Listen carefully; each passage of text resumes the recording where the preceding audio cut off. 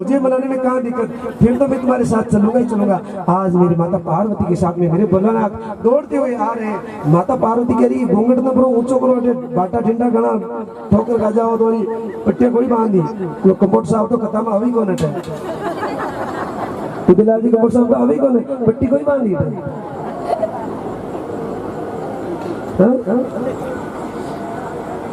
तो घूंघट में मारो अटे मारो घूंघट नहीं निकाल रहा। माता पार्वती कहती मेरा घूंघट नहीं निकालना, आप तो ऊंचा कर लो। दौड़ते हुए आ रहे। माता पार्वती ने कहा कि वो बोलना आप नहीं चलेंगे। क्यों? अरे मेरे तो पैर दर्द कर रहे हैं, मैं तो नहीं चल पाऊंगी, लेट भी हो गए और पैर दर्द कर रहे हैं। मैंने अरे पार्वती मैं आज ही तुम्हारे साथ चल रहा था रास देखने के लिए, आज ही तो तुम्हारे पैर दुख रहे। देखो माता मैंने कुछ भी नहीं दुख रहा होता तुम्हें पति को कह देती कि हमारी हाथा ही कौन है। पति देव कहते कि तुम्हारा क्या दुख रहा, खी न दुख रही फेरी हाथा ही कौन खी नंगे न पड़ रही खी दुख रही। अरे तो तुम बताओ ना क्या दुख रहा, अजी खी न दुख रही हाथा ही कौन। और वही कोई माता मैंने मिल जाए तो बातें करे हंस हंस करके कुछ नहीं दुख रहा।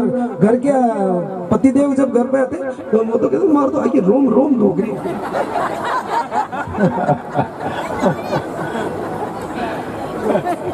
मेरी माता पार्वती को मेरे भोलेनाथ कहते कि पार्वती तू मेरे कंधे पे बैठ जा, परंतु मुझे आज रास में लेकर के चलना पड़ेगा। रास में देखूंगा आज पार्वती मना मत कर। मेरी माता पार्वती सोचती का अब पक्का निश्चय कर लिया कि चलेंगे तो चलेंगे ही चलेंगे। अब मेरी माता पार्वती के साथ में मेरे भोलेनाथ दौड़ते हुए आ रहे हैं और इधर वृंदावन में खलबली मच रही। अरे राधा, अरे सखिया देखो ना क्या पार्वती नहीं आ रही, क्या रास नहीं रचेगा आज। ओ सखिया देखती हो प्रभु धूल उड़ रही जबरदस्त। अरे रात्रि में धूल उड़ रही, हाँ हाँ प्रभु जबरदस्त धूल उड़ रही, क्या हो रहा। अरे दो सखिया दौड़ती हुई, दो कौन है, एक ही आनी चाहिए पार्वती। अरे प्रभु तो दो सखिया आ रही दौड़ती हुई, तब तो इसका मतलब पार्वती आ रही है, रास रचेगा। हाँ रचेगा प्रभु, दौड़ती हुई आ रही है, दो न जाने कौन है। और मेरी माता पार्वती कहती है जल्दी घूंघट निकाल दो, गेट पे आके हाँ घूंघट निकालो जल्दी, आपका मुंह दिखना नहीं चाहिए, ऐसा नहीं हो तो मालूम पड़ जाए मेरे प्रभु को आपको अंदर एंट्री नहीं हो।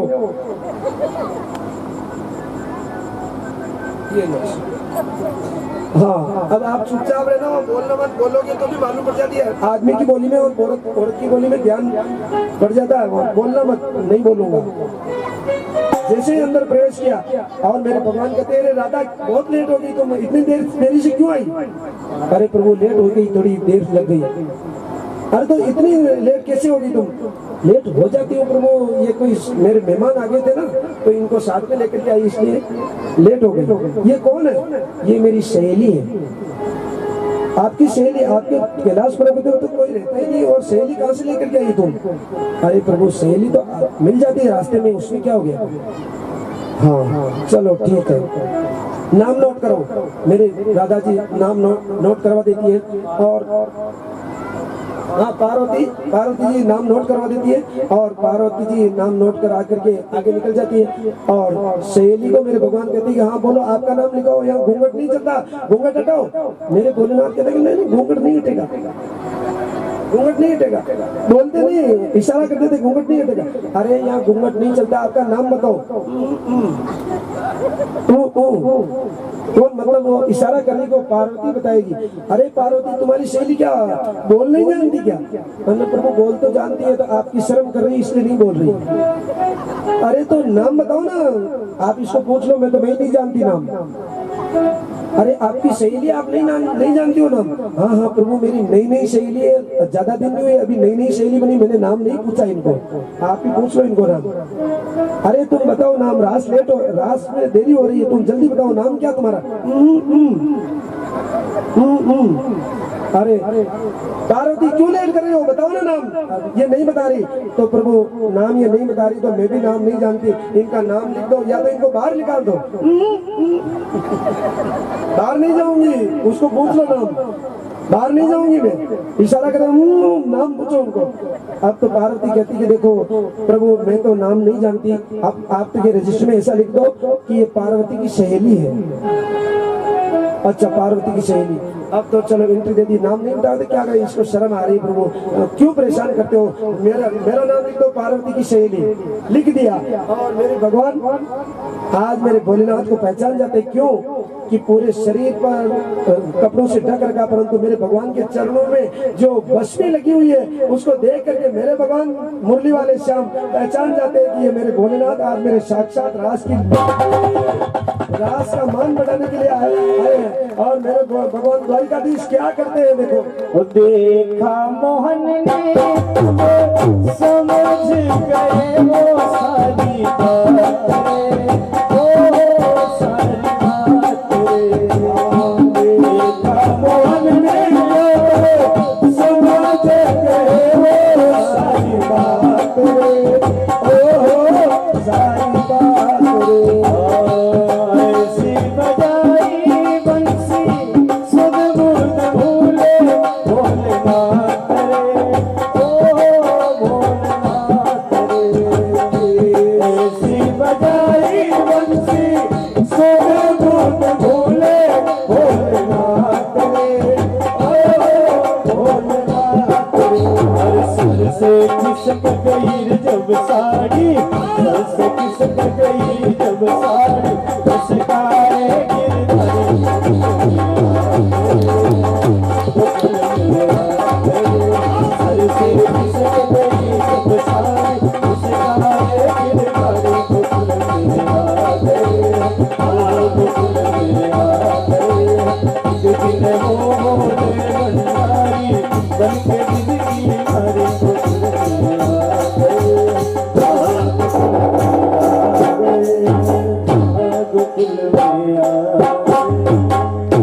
वृंदावन बिहारी लाल की जय। मेरे भगवान को मालूम हो गया कि आज मेरे भोलेनाथ मेरी रासलीला का मान बढ़ाने के लिए आ गए हैं और ऐसी बजाई मुरली की मेरे भगवान भोलेनाथ तांडव नृत्य करने लगे। साड़ी वाड़ी का पता ही नहीं लगा, साड़ी तो दूसरा पंडित जी ले गए और नाच का नृत्य करने लगे जबरदस्त है। आहा, अब तो मेरे भगवान रासलीला चालू करते हैं। इतना जबरदस्त रास रचाते कि एक एक गोपी के साथ में एक एक कृष्ण बन करके एक भी गोपी ये नहीं सोचती कि मेरे साथ मेरे कन्हैया नहीं है। दो गोपियों के बीच में मेरे कन्हैया खड़े हैं, इधर गोपी इधर गोपी, और मेरे भगवान रास रचा रहे हैं। दो दो गुजरिया के, दो दो गुजरिया के, दो दो गुजरिया के बीच में अकेला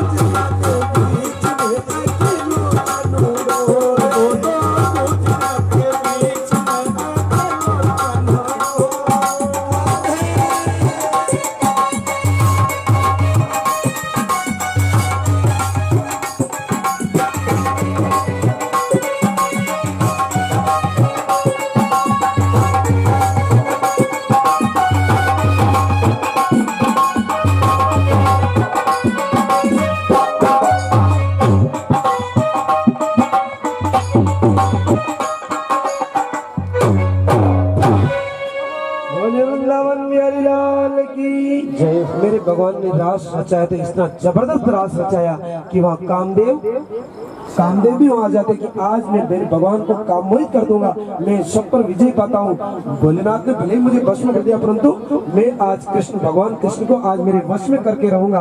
कामदेव वहां आ जाता है, परंतु मेरे भगवान कामदेव को जीत जाते हैं। कामदेव उनको नहीं जीत पाता। कामदेव सोचता कि ये गोपियां साथ नहीं दे रही, इसलिए मैं इनको नहीं जीत पा रहा हूँ। परंतु मेरे भगवान कहते हैं कि देखो, तुम मेरे को नहीं जीत सकते हो, क्योंकि जो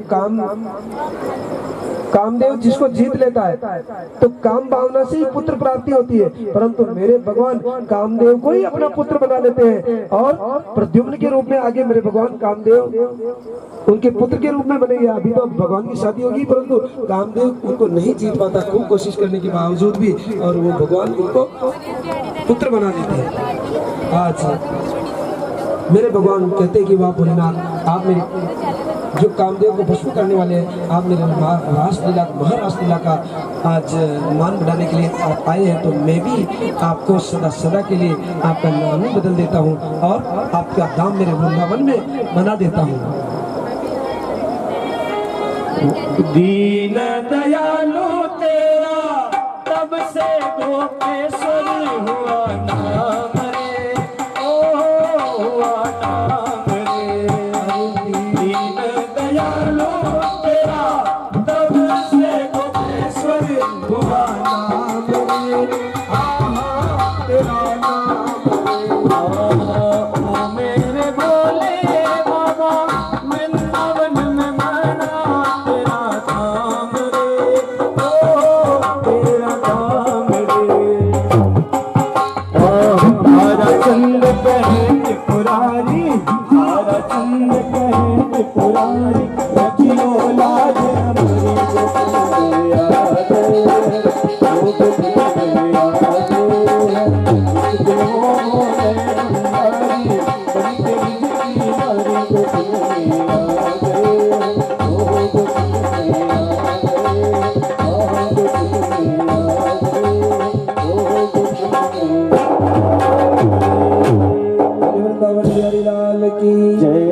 मेरे भगवान आज पूरी रात रास रचाते हैं, गोपियों को वापस अपने घर भेज देते हैं। ध्यान देना, गोपियां भगवान के साथ रास रचाने के लिए आई थी, परंतु गोपियां केवल जीव ही आया था। माया की गोपियां बन करके आई थी, जो अपने उनके घर पर उनके पति थे, उनके साथ में उनकी पत्नियां उनके साथ में ही थी। भगवान तो अपना एक गोपी एक जीव है और भगवान परमात्मा है। जीव और एक गोपी का एक मिलन था। ये कोई मानव लीला नहीं थी, ये रास लीला थी, महारास लीला थी। मेरे भगवान आज भगवान भोलेनाथ को गोपेश्वर के नाम से वृंदावन में जो परिक्रमा करोगे उसमें मेरे भगवान गोपेश्वर धाम बना दिया। गोपेश्वर के नाम से आज भी पूजित है। गोपियों की जाने के बाद राधा जी के साथ में मेरे भगवान आज ब्रह्मा जी आते हैं और ब्रह्मा जी अग्नि के समक्ष मेरे भगवान राधा जी का विवाह मेरे भगवान के साथ में करते हैं। परंतु भागवत में ये विवाह नहीं है। भागवत में विवाह राधा जी का विवाह भगवान के साथ में नहीं हुआ, परंतु ब्रह्म विवर्त पुराण के अंदर मेरे भगवान राधा जी के साथ में मेरे भगवान विवाह करते हैं और ब्रह्मा जी मंत्रोच्चार के साथ में भगवान का विवाह राधा जी के साथ में करते हैं। ब्रह्म विवर्त पुराण के अंदर भागवत में राधा जी का विवाह कहीं नहीं लिखा है। मेरे भगवान सावन के महीने में राधा जी को एक झूला झूलाते हैं और कुछ दिनों के बाद में राधा जी कहते हैं कि देखो, मुझे शादी तो मेरे साथ में कर ली, तो चूड़ा पहनाने के लिए आना पड़ता है, कि आप चूड़ा कौन पहनाएगा मुझे? उन्होंने कहा चिंता मत करो, मैं खुद ही तुम्हें चूड़ा पहनाने के लिए आ जाऊंगा। और मेरे भगवान आज मणिहारी का रूप बना करके मेरे भगवान चूड़ा पहनाने के लिए जाते हैं। एक लाइन बोलकर तुरंत आगे बढ़ जाओ। मणिहारी का भेष बनाया, शाम छोड़ी मणिहारी का रूप बनाया, शाम छोड़ी बेचने मोरा ना पहनने लगी, शाम बनाने लगे, ना पहनने लगी, शाम बनाने लगे। धीरे से हाथ बढ़ाया, शाम छोड़ी बेचने आया, धीरे से हाथ बढ़ाया,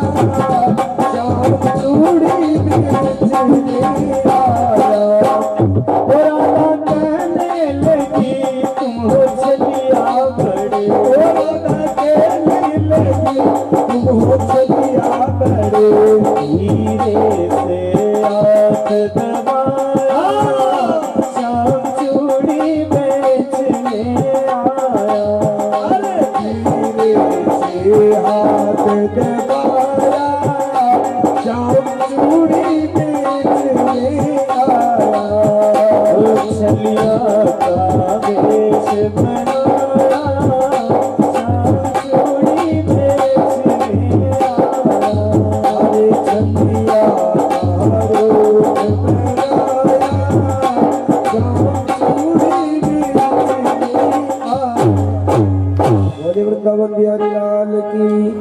आज राधा जी को चूड़ा पहना करके वापस आते हैं मेरे भगवान।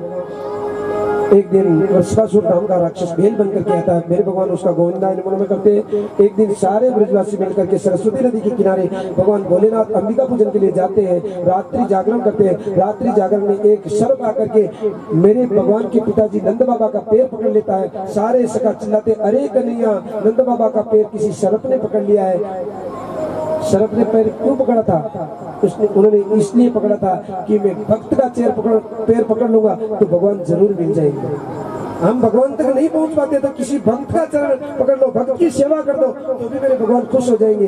ये इसलिए आज नंद बाबा का पैर पकड़ा। नंद बाबा का पैर पकड़ते मेरे भगवान आते हैं, सर्प को अपना चरण स्पर्श करते हैं कि वो विद्याधर रूप प्रकट होकर के भगवान के धाम को चला जाता है। भगवान को कहता है कि प्रभु आपने मेरा उपकार कर दिया, मैं तो सुदर्शन नाम का गंधर्व था प्रभु, मरीचि ऋषि के हिसाब से मैं सांप बन गया था। गांडीर वन में एक बार मेरे भगवान गाय चरा रहे थे कि आग लग जाती है। आग लगते कन्हैया कन्हैया आग लग गई, सारे सखा चिल्लाने लगते हैं। मेरे भगवान कहते हैं कि आंखें बंद करो। आंखें बंद करते ही मेरे भगवान सारी दावाग्नि को पी जाते हैं। सुखदेव स्वामी राजा परीक्षित को कथा सुनाते हुए कहते कि केसी नाम का राक्षस घोड़ा बनकर के आता है, मेरे भगवान उसका भी उद्धार करते हैं। एक दिन नारद जी महाराज घूमते हुए मथुरा में आते हैं और कंस को कहते कि कंस क्या कर रहे हो, इतने दिन हो गए अभी तक तुमने उस कृष्ण को नहीं मारा और तुमने नंद वसुदेव जी और देवकी को क्यों छोड़ दिया जेल से? क्या करो मेरा मुझे मारने वाला तो कोई अन्यत्र, अरे अन्यत्र नहीं हुआ पैदा। वो जो नंद बाबा का लड़का है वो वसुदेव और देवकी का ही पुत्र है। रात्रि को 12 बजे उसका जन्म हुआ था। वसुदेव जी उसको गोकुल में यशोदा के पास छोड़ करके आए थे और वो जो कन्या हुई थी उसको वहां से लेकर के आए थे। तुझे पता नहीं, जल्दी उसको मारने की थी। अरे प्रभु क्या करो, जिसको बेचता हूँ वही वापस राक्षस नहीं आता है। मैं तुझे बताता हूँ कि भाई मैं और कुछ नहीं जानता, परसों के रोज उस कन्हैया को तेरे हाथ से मरा हुआ देखना चाहता हूँ। कैसे मारूं? यज्ञ करो, यज्ञ में उनको मेहमान के रूप में बुलाओ और फिर धोखे से मार देना। ऐसी तरकीब बता देते हैं नारद जी और वापस रवाना हो जाते हैं। अक्रूर जी को भेजने की तैयारी करते हैं। उधर मेरे नारद जी महाराज मथुरा से निकल करके वृंदावन की तरफ आ जाते हैं। मेरे भगवान कन्हैया को मिलते हैं। कन्हैया कहते हैं कि पधारिए नारद जी महाराज पधारिए। किधर से आना हो रहा है? प्रभु हम तो घूमते रहते हैं ऐसे। तो बताओ ना किधर से आना हो रहा है? नहीं प्रभु ऐसे आ गया आपके दर्शन करने के लिए। मैं तो आपको पूछता हूँ कि आपके मामा जी का उद्धार कब कर रहे हो? मामा जी को कब मार रहे हो? अरे नारद जी महाराज क्या बात करते हो तुम? मैं किसी को नहीं मारता, मैं क्यों मारूं? नहीं प्रभु मुझे तो बताओ कब मार रहे हो मामा जी को? मेरे भगवान कहते नारद जी क्या बात कर रहे हो? अरे कर्म प्रदान विश्व करनाका, विश्व करनाका, जो जस करी तेसा भगवान। कर्म प्रदान विश्व करनाका, विश्व करनाका, जो जस करी तेसा भगवान।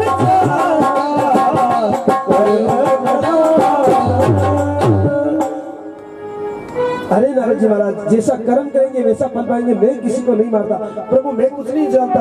आप तो मैं परसों के रोज आपके हाथ से आपके मामा को मरा हुआ देखना चाहता हूँ। मेरे भगवान थोड़ी मुस्कुराते हैं और मुस्कुरा करके कहते हैं कि नारद जी एक बात बता दो कि मेरे मामा जी को क्या कह करके आए हो? प्रभु उससे क्या लेना? नहीं नहीं नारद जी महाराज बताना पड़ेगा। क्या कहकर क्या यही कहा होगा कि कृष्ण को कब मार रहे हो, यही कहा ना? हाँ प्रभु मेरा काम ही यही है, आप मुझे मत पूछना। कंस को यही कहा था कि कृष्ण को कब मार रहे हो और मुझे कह रहे हो कि मामा को कब मार रहे हो। तो प्रभु परसों के रोज ये काम होना है, इसलिए आपको मैं निवेदन कर रहा हूँ कि मामा जी का उद्धार करने के लिए आपको लेने के लिए आएंगे, तो आप चले जाना और उद्धार कर देना। आप व्यवस्था करके आए होंगे सारी? हाँ मैं व्यवस्था करके आ गया प्रभु। मेरे भगवान उधर कंस अक्रूर जी को बुलाते हैं, अक्रूर जी को भेजते कि जाओ तुम कृष्ण और बलराम को लेकर के आओ कि तुम्हारे मामा यज्ञ कर रहे हैं, तुम्हें बुला रहे हैं। अक्रूर जी आते हैं रथ लेकर के, रात्रि को नंद बाबा और यशोदा के पास रहते हैं। सुबह पहले जब नंद बाबा माता यशोदा भोजन कर रही थी और जैसे ही अक्रूर जी ने कहा कि मैं कृष्ण और बलराम को लेने के लिए आया हूँ, मेरी माता यशोदा की हाथ से थाली छूट जाती है, नोला नहीं लेती। अरे अक्रूर जी क्या बात कर रहे हो, तुम मेरे प्राण ले जाओ, मैं मेरे प्राण दे सकती हूँ, ये मेरे कन्हैया को नहीं दे सकती। अरे अक्रूर जी तुम मेरे कन्हैया को मत छोड़ो, मेरे से अलग मत करो, मैं मेरी कन्हैया को नहीं दे सकती, मेरी कन्हैया को मेरे से अलग मत करो अक्रूर जी। उन्होंने कहा कि देखो अब उनके मामा जी बुला रहे हैं, पहली बार तो ले जाना पड़ेगा, वो वापस आ जाएंगे। मेरे कृष्ण भगवान भी दौड़ करके आते हैं, माता तुम कहीं नहीं जाने देती हो हमें, कभी कभी हम कहीं घूमने के लिए भी जाना चाहिए ना माता, हम परसों वापस आ जाएंगे माता, तुम हमें जाने दो। माता बेहोश हो जाती है। अरे कन्हैया मैं तुम्हारे बिना नहीं रह सकती रे कन्हैया, मैं एक पल भी तेरे बिना जीवित नहीं रह सकती कन्हैया, मुझे छोड़कर मत जाओ रे कन्हैया। आज नंद बाबा की आंखों में आंसू है, अक्रूर जी की आंखों में आंसू। मेरे भगवान अक्रूर जी के रथ में बैठ जाते हैं, मेरे माता यशोदा दौड़ करके आ जाती है। अरे कन्हैया मुझे आज मालूम पड़ गया रे कन्हैया, लोग कह रहे थे कि तू मेरा बेटा नहीं है। अरे कन्हैया ये दुनिया कहती तू मेरा बेटा नहीं है, आज सही बात होगी रे कन्हैया, तू मुझे छोड़ करके जा। अरे कन्हैया मेरे प्राण निकल जाएंगे, मैं कन्हैया तेरे बिना जिंदगी नहीं रह सकती। अरे कन्हैया आज मेरे भगवान नीचे उतर जाते रहे, माता मैं भी तेरे बिना नहीं रह सकता, माता तेरी बहुत याद आती है मुझे, परंतु मुझे जाना पड़ेगा माता, मैं कोई विशेष काम से जा रहा हूँ माता, मुझे जाना पड़ेगा। अरे कन्हैया माता धड़ाम से गिर जाती है। नंद बाबा आश्वासन देते, अरे तुम क्यों रोक रही हो, मैं जा रहा हूँ साथ में, मैं जा रहा हूँ, मैं इसको वापस लेकर के आ जाऊँ। मेरी माता आज बेहोश है, मैं कन्हैया के बिना जीवित नहीं रह सकती। माँ हो तो यशोदा जैसी। अरे कन्हैया ये लोग कह रहे थे कि तू मेरा बेटा नहीं है, तू देवकी का बेटा है, वसुदेव जी का बेटा है। अरे माता मैं किसी का बेटा नहीं, मैं केवल और केवल तेरा ही बेटा हूँ माता, तू ऐसा मत बोल। मुझे आज आंखों से आंसू बह रहे हैं मेरे भगवान के और मेरी माता यशोदा की।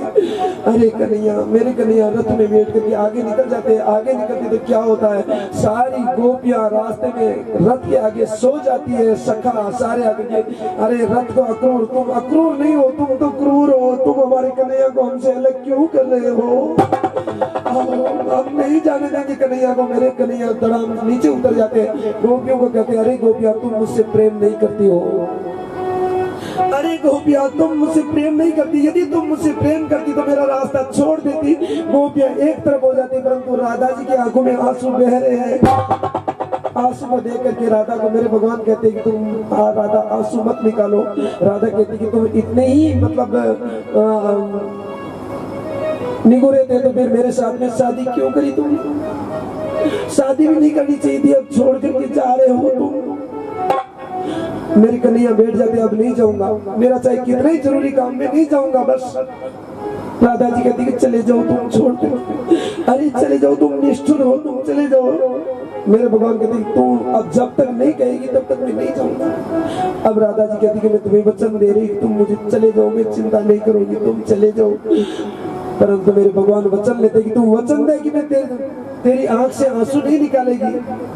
आज राधा जी अपने आंसू पर कोई कंट्रोल नहीं कर सकता, परंतु राधा जी अपने आंसू पर कंट्रोल करती हुई कहती कि जाओ तुम चले जाओ, तुम्हारा विशेष काम है, तुम चले जाओ, मैं आंसू नहीं निकालूंगी।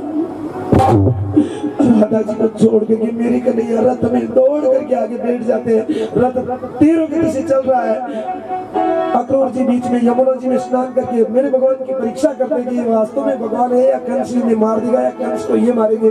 जल में डुबकी लगाई तो मेरे भगवान शेष से यहाँ पर चतुर्भुज रूप में अक्रूर जी को दर्शन दे देते हैं।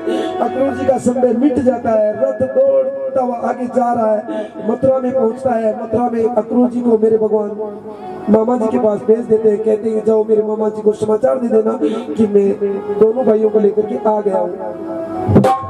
अक्रूर जी चले जाते हैं। मेरे भगवान सर्वप्रथम मथुरा में प्रवेश करते हैं तो सबसे पहले धोबी से भेंट होती है। धोबी कंस के कपड़े लेकर के जा रहा था। ओ मामा जी रुको रुको, ये कपड़े कहाँ ले जा रहे हो, क्या हमें पहना सकते हो? धोबी अटपटा बोलने लगा, अरे ग्वाले मैं कोई साधारण धोबी हूँ क्या? मैं राजा कंस का धोबी हूँ, किससे बात कर रहा तू? मेरे भगवान मामा जी आपसे कर रहा था बात, थोड़े पास में हो। जैसे ही मेरे भगवान धोबी के पास में गए और कुछ नहीं कहा, एक खींच करके चंटा और नमो नमः। अरे धोबी, उस समय में तो मैं मर्यादा में था, मेरी सीता गर्भवती थी, फिर भी तूने वनवास करवा दिया मेरी सीता को।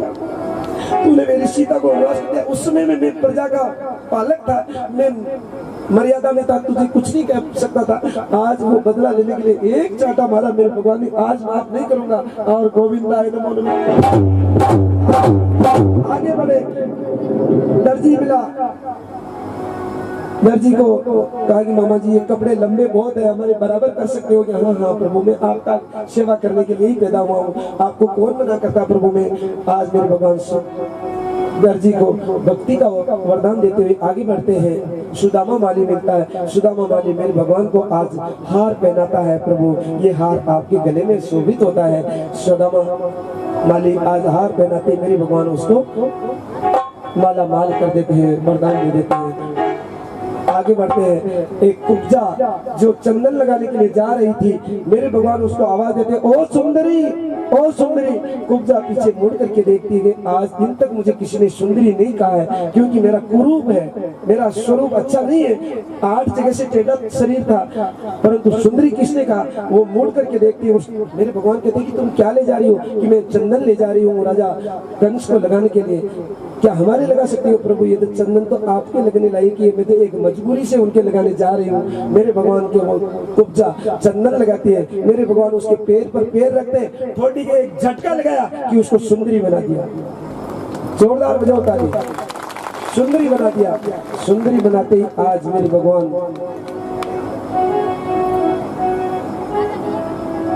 कुब्जा ने कहा, प्रभु मेरा नाम सुरेंद्री है, मैं राजा कंस के यहाँ चंदन लगाने का काम करती हूँ। आपसे एक निवेदन करती है प्रभु, आपने मेरा स्वरूप बनाया तो एक रात्रि मेरे घर विश्राम करने के आप मुझे वचन दीजिए। मेरे भगवान कहते कि मेरा अभी जरूरी काम होती मैं अक्रूर जी के साथ में एक रात्रि तेरे घर विश्राम करूंगा, ऐसा आदेश देते। मेरे भगवान आगे बढ़ते हैं, जहाँ धनुष रखा हुआ था, धनुष को जाकर के देखते हैं और सैनिकों के सामने धनुष को उठाते हैं और धनुष को तोड़ देते हैं। 10,000 सैनिकों का संहार करते हुए आज रात्रि विश्राम नंद बाबा और ब्रजवासियों के साथ में करते हैं। प्रातः काल होता है। प्रातः काल मेरे भगवान फिर रंगशाला की ओर बढ़ते हैं तो सबसे पहले कोलिया पीढ़ हाथियों से उनकी भेंट होती है। कोलिया पीढ़ हाथियों से युद्ध होता है। उनको गोविंदाई नमन करते हैं, उनके हाथी दांत निकाल देते हैं। हाथी दांत निकाल करके आगे बढ़ते हैं। मेरे भगवान का युद्ध होता है चाणूर मुष्टिक से। चाणूर मुष्टिक करने का आ जाओ हमारे से युद्ध करो, कि हम तो बालक है, तुम तो पहलवान हो, नहीं युद्ध करना पड़ेगा। मेरे भगवान चाणूर के साथ में युद्ध करते हैं, बलराम जी मुष्टिक के साथ में युद्ध करते हैं। दोनों गोविंदाय नमः में आगे बढ़े। फिर रंगशाला, दूसरी रंगशाला में शल्य और कौशल्य, शल्य के साथ में मेरे भगवान युद्ध करते हैं और कौशल्य के साथ में बलराम जी, दोनों गोविंदाय नमः में।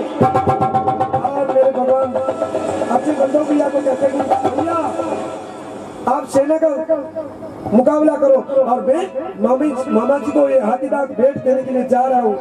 बलदेव जी सेना को देखते हैं, इधर युद्ध करते हैं। मेरे भगवान जहां ऊपर मंच पर कंस थे, कंस आवाज दे रहा, अरे इनको या मत आने दो, या मत। अरे मामा जी, आपने लेने के लिए भेजा अक्रूर चाचा को, तो क्यों नहीं आने देंगे? हम आएंगे, हम बिना बुलाए नहीं आए मामा जी, ये भेंट देने के लिए आया हूँ, आज पहली बार आपसे मिलने के लिए आया हूँ, ये हाथीदांत की भेंट आप स्वीकार कीजिए। अरे नहीं चाहिए तेरी भेंट, मुझे नहीं चाहिए। या सामने आप तो आ जाओ ऊपर, जिनको मारना होगा ये गांव वाले आएंगे। हाँ तो बुला लो उनको, जो जिनको भी कोई आना चाहता हो। नारियल एक बार में फूटना चाहिए, नारियल कोई फोड़ने वाला हो, कंस को मारने वाला हो तो कृष्ण बन करके सामने आ जाओ। है कोई कृष्ण बनने वाला चापड़ेल में? हम आवाज दे रहे हैं, कैसे बुलाए?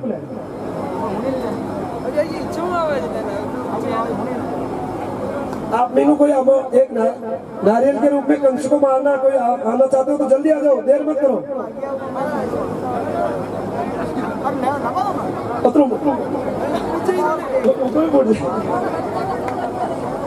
सामने आ जाओ, जल्दी, देर मत करो। एक बार में फूटना चाहिए नारियल। कंस को एक ही बार में मारेंगे, हमारे हाथ ऊपर रहेंगे, देख लो इधर ऊपर रहेंगे, जब हम कहेंगे एक बार में, उस समय में भटकना है ना। तैयार होकर बैठ जाओ, एकदम अटेंशन। हाँ मेरे भगवान, आपके ऊंचा कर लो इसे। आप आ रहे मत करो, मांगे कृष्ण, भगवान कृष्ण बोल रहे, रुको रुको, हम कहेंगे, ध्यान देना, पहले मत बोलना, नहीं तो और नारियल लग जाएगा फिर। हाँ ऊंचाई रखो हाथ। मेरे भगवान एकदम मंच पर जा चढ़ते हैं, जा चढ़े और मेरे मामा जी के बाल पकड़े पकड़े। मामा जी ने कहा कि रुको रुको रुको रुको, हम कह देंगे, चिंता मत करो। मेरे भगवान बाल पकड़े मामा जी के बाल पकड़ते ही, अरे कन्हैया छोड़ दे, मेरे बाल मत पकड़ो, मेरे दर्द हो रहा है। अरे मामा जी दर्द हो रहा है, आपके दर्द होता है उस तरह से दूसरों की भी होता है। आपने मेरी माता को रथ से बाल पकड़ करके नीचे पटका था, मेरी माता को भी दर्द हुआ था मामा जी। जिस तरह से आपके दर्द होता है उस तरह से दूसरों के भी दर्द होता है मामा जी। अरे छोड़ दे, नहीं छोड़ूंगा मामा जी, नहीं छोड़ूंगा। और मेरे भगवान ने मामा कंस को उठा लिया, उठा के एकदम धड़ाम से और वो मार दिया मार दिया मार दिया मार दिया मार दिया, मेरे कान्हा ने मामा को मार दिया, मेरे कान्हा ने किसको मार दिया, वो मथुरा से गोकुल में आए, मथुरा से गोकुल से मथुरा में आए, गोकुल से मथुरा में आए। ओ आकर के मामा को पछाड़ दिया रे, आकर के मामा को पछाड़ दिया रे, ओ मेरे कान्हा ने मामा को मार दिया रे, मेरे कान्हा ने कंस को मार दिया रे,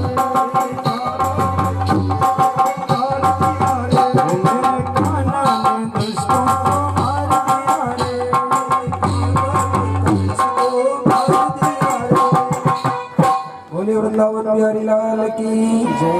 आज मेरे भगवान ने अपने मामा जी का उद्धार किया, उद्धार करके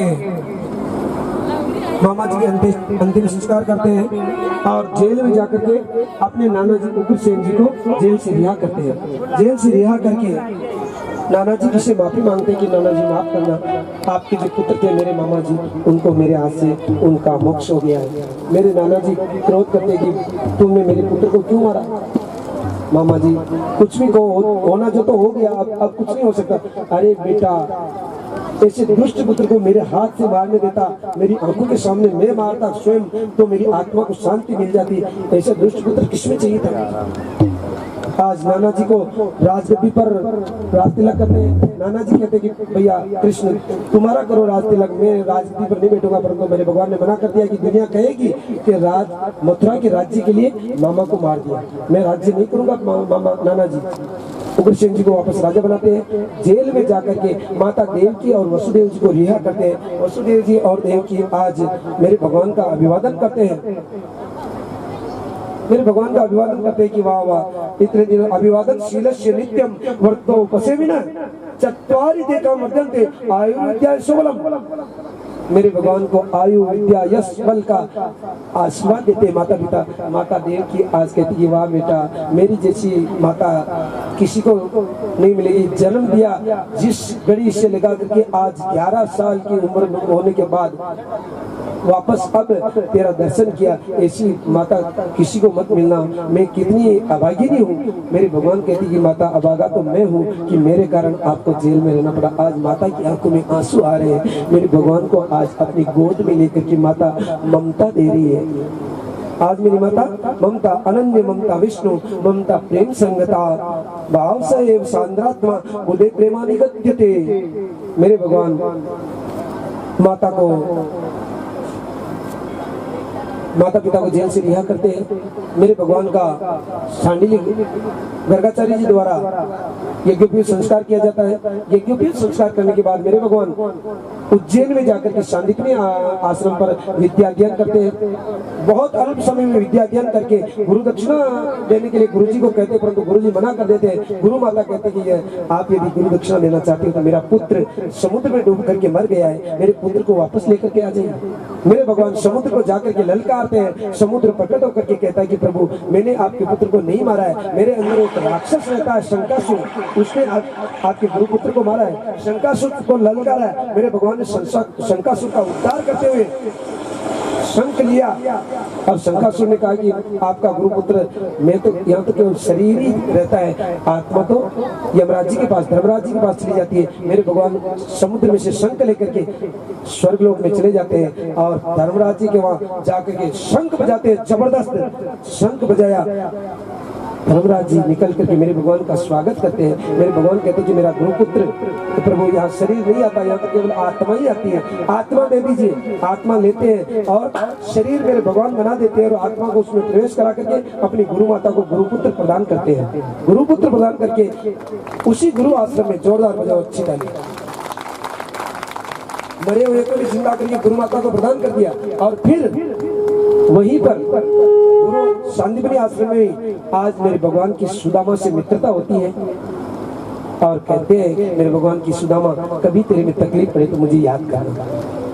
ऐसा मेरे भगवान ने उनको कह दिया और वापस आ जाते हैं। एक दिन क्या होता है, आज पहली बार गुरु आश्रम से पढ़ करके आने के बाद आज माता यशोदा माता देव की मेरे भगवान कक्ष में बैठे। जब से गुरु आश्रम से पढ़ करके आए न तो किसी से बोलते न किसी से बातें करते, बस अनमने मन से मेरे भगवान बैठे रहते हैं कमरे में।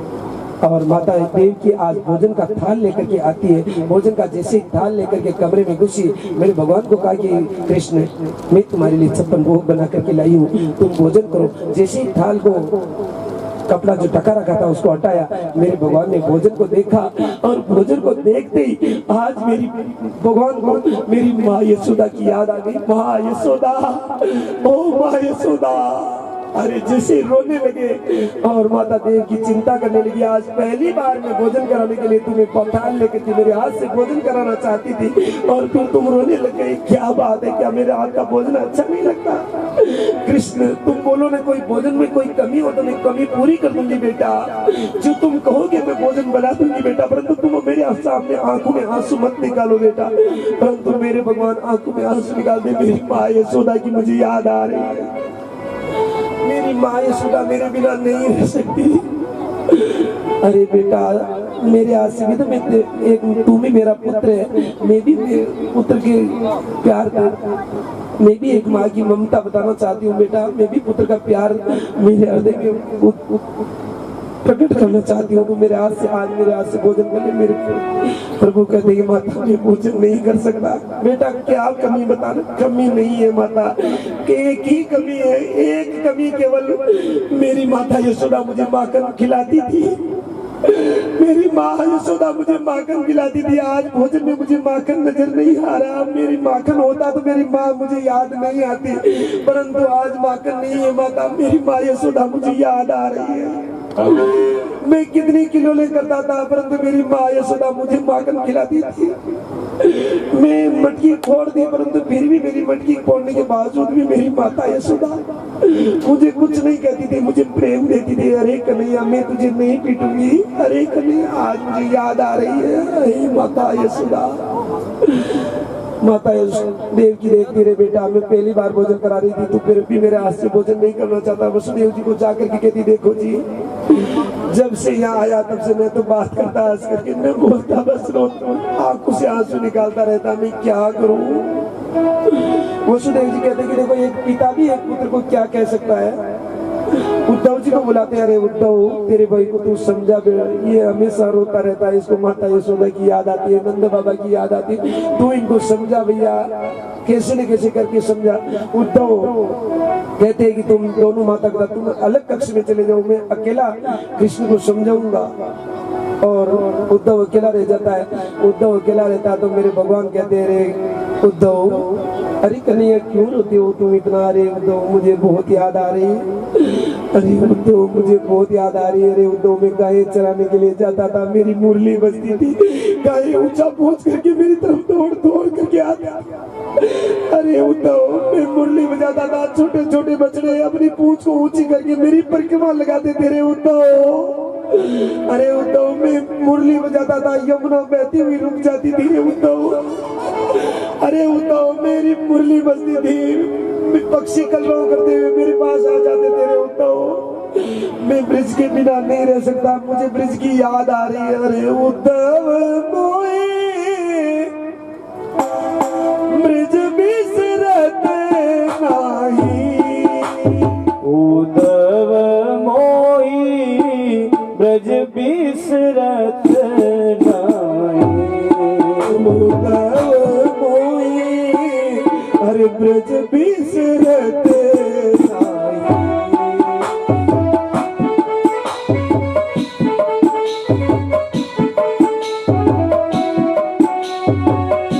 हंस सुता की सुंदर कबरी, हंस सुता की अरे सुंदर कलरव, और कुंजन की छाई रे उद्धव मोई ब्रज बिसरत नाही, उद्धव मोई अरे ब्रज बिसरत नाही।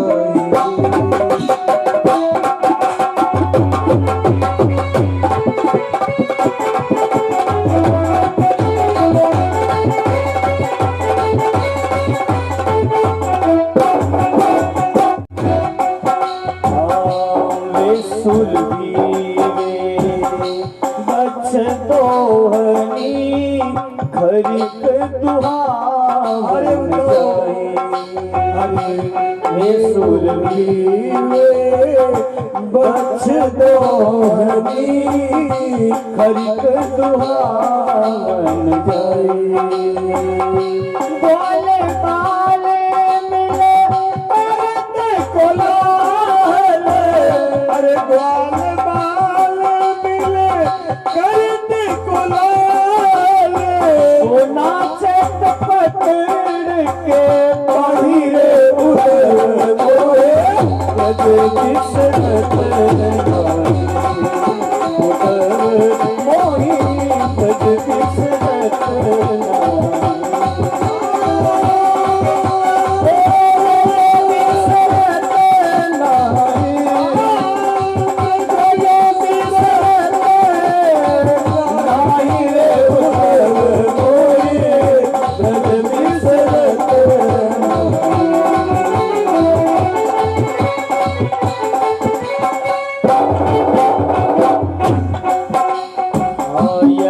मथुरा कंचन की नगरी, मणिमुक्ता हल जाए। अरे उद्धव मेरे भगवान क्या कह रहे हैं? अरे उद्धव, ये मथुरा नगरी कंचन की नगरी है, सोने चांदी से जड़ी हुई नगरी है, परंतु उद्धव हम वहाँ गाड़ियों में रहते थे, हमारा सामान गाड़ियों में भरा हुआ था उद्धव, परंतु मुझे ये सोने की नगरी अच्छी नहीं लगती रे उद्धव।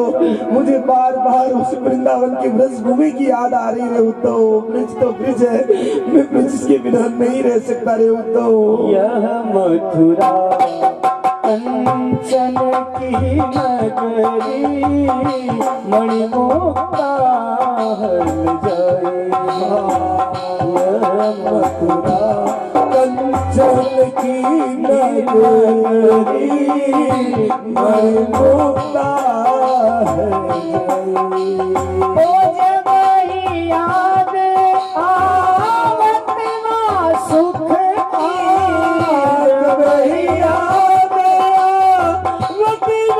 सुख की ओ जी उमदे तन नाई रे उधर मोरी गज बिसरत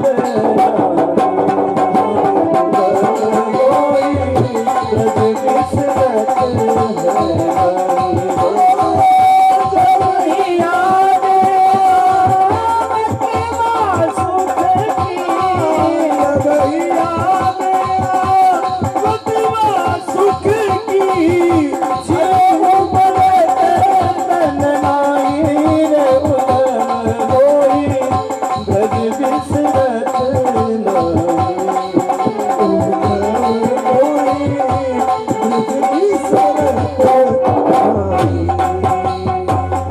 अनगिन भांति करी बहुलीला अरे नंद जसोदा निभाई।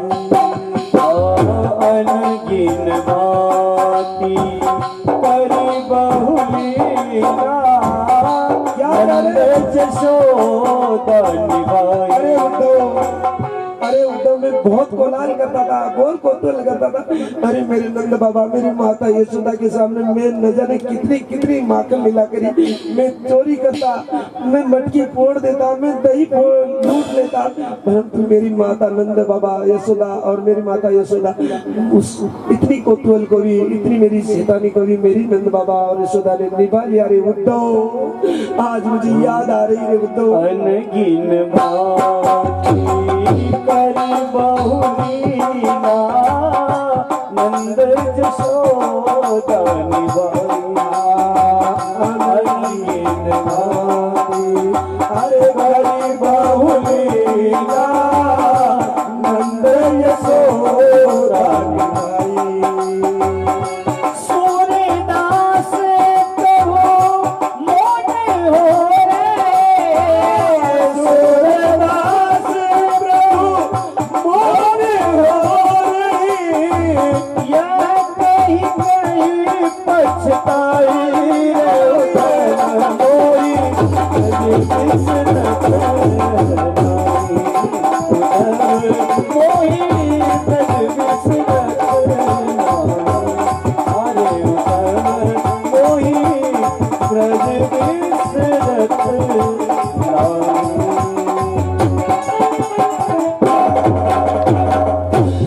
बोले वृंदावन बिहारी लाल की जय। जैसे उद्धव मुझे बहुत याद आ रही है। अरे उद्धव एक बात पूछूं तुम्हें, मेरे आंसू, मेरे भगवान आंसू रोक देते। उद्धव एक बात पूछूं? हाँ पूछो, क्या पूछना चाहते हो? मुझे इतनी याद आ रही है ब्रज की उद्धव, क्या वो भी मुझे याद करते कि नहीं करते? यदि वो मुझे याद नहीं करते, जैसे मेरे आंखों में आंसू आ रहे उद्धव, उनके भी आंखों में आंसू आते होंगे मुझे याद कर करके, या नहीं आते? और यदि वो मुझे याद नहीं करते तो मैं क्यों करूँ उनको याद? याद दोनों तरफ से होते हैं। आपकी, हमें आपकी याद आएगी तो आपको हमारी भी आएगी, और आप भी हमें याद नहीं करो तो हमें क्यों आएगी याद? इसी तरह से आज मेरे भगवान कहते हैं कि वो मुझे याद करते कि नहीं करते। उद्धव एक बार उद्धव तुम जाओ ना ब्रिज में। उद्धव कहते क्या कह रहे हो? मैं जाऊं ब्रिज में उन ग्वालों के सामने? मैं वेदांती भाषा का ज्ञाता, मैं गुरुदेव बृहस्पति जी का शिष्य, और उन ग्वालों के सामने मैं जाऊं? मैं नहीं जाऊंगा वहां। अरे उद्धव जाना, जाओ ना एक बार, लेकिन एक बार पता लगा करके आओ कि वो मुझे याद करते कि नहीं करते रे उद्धव।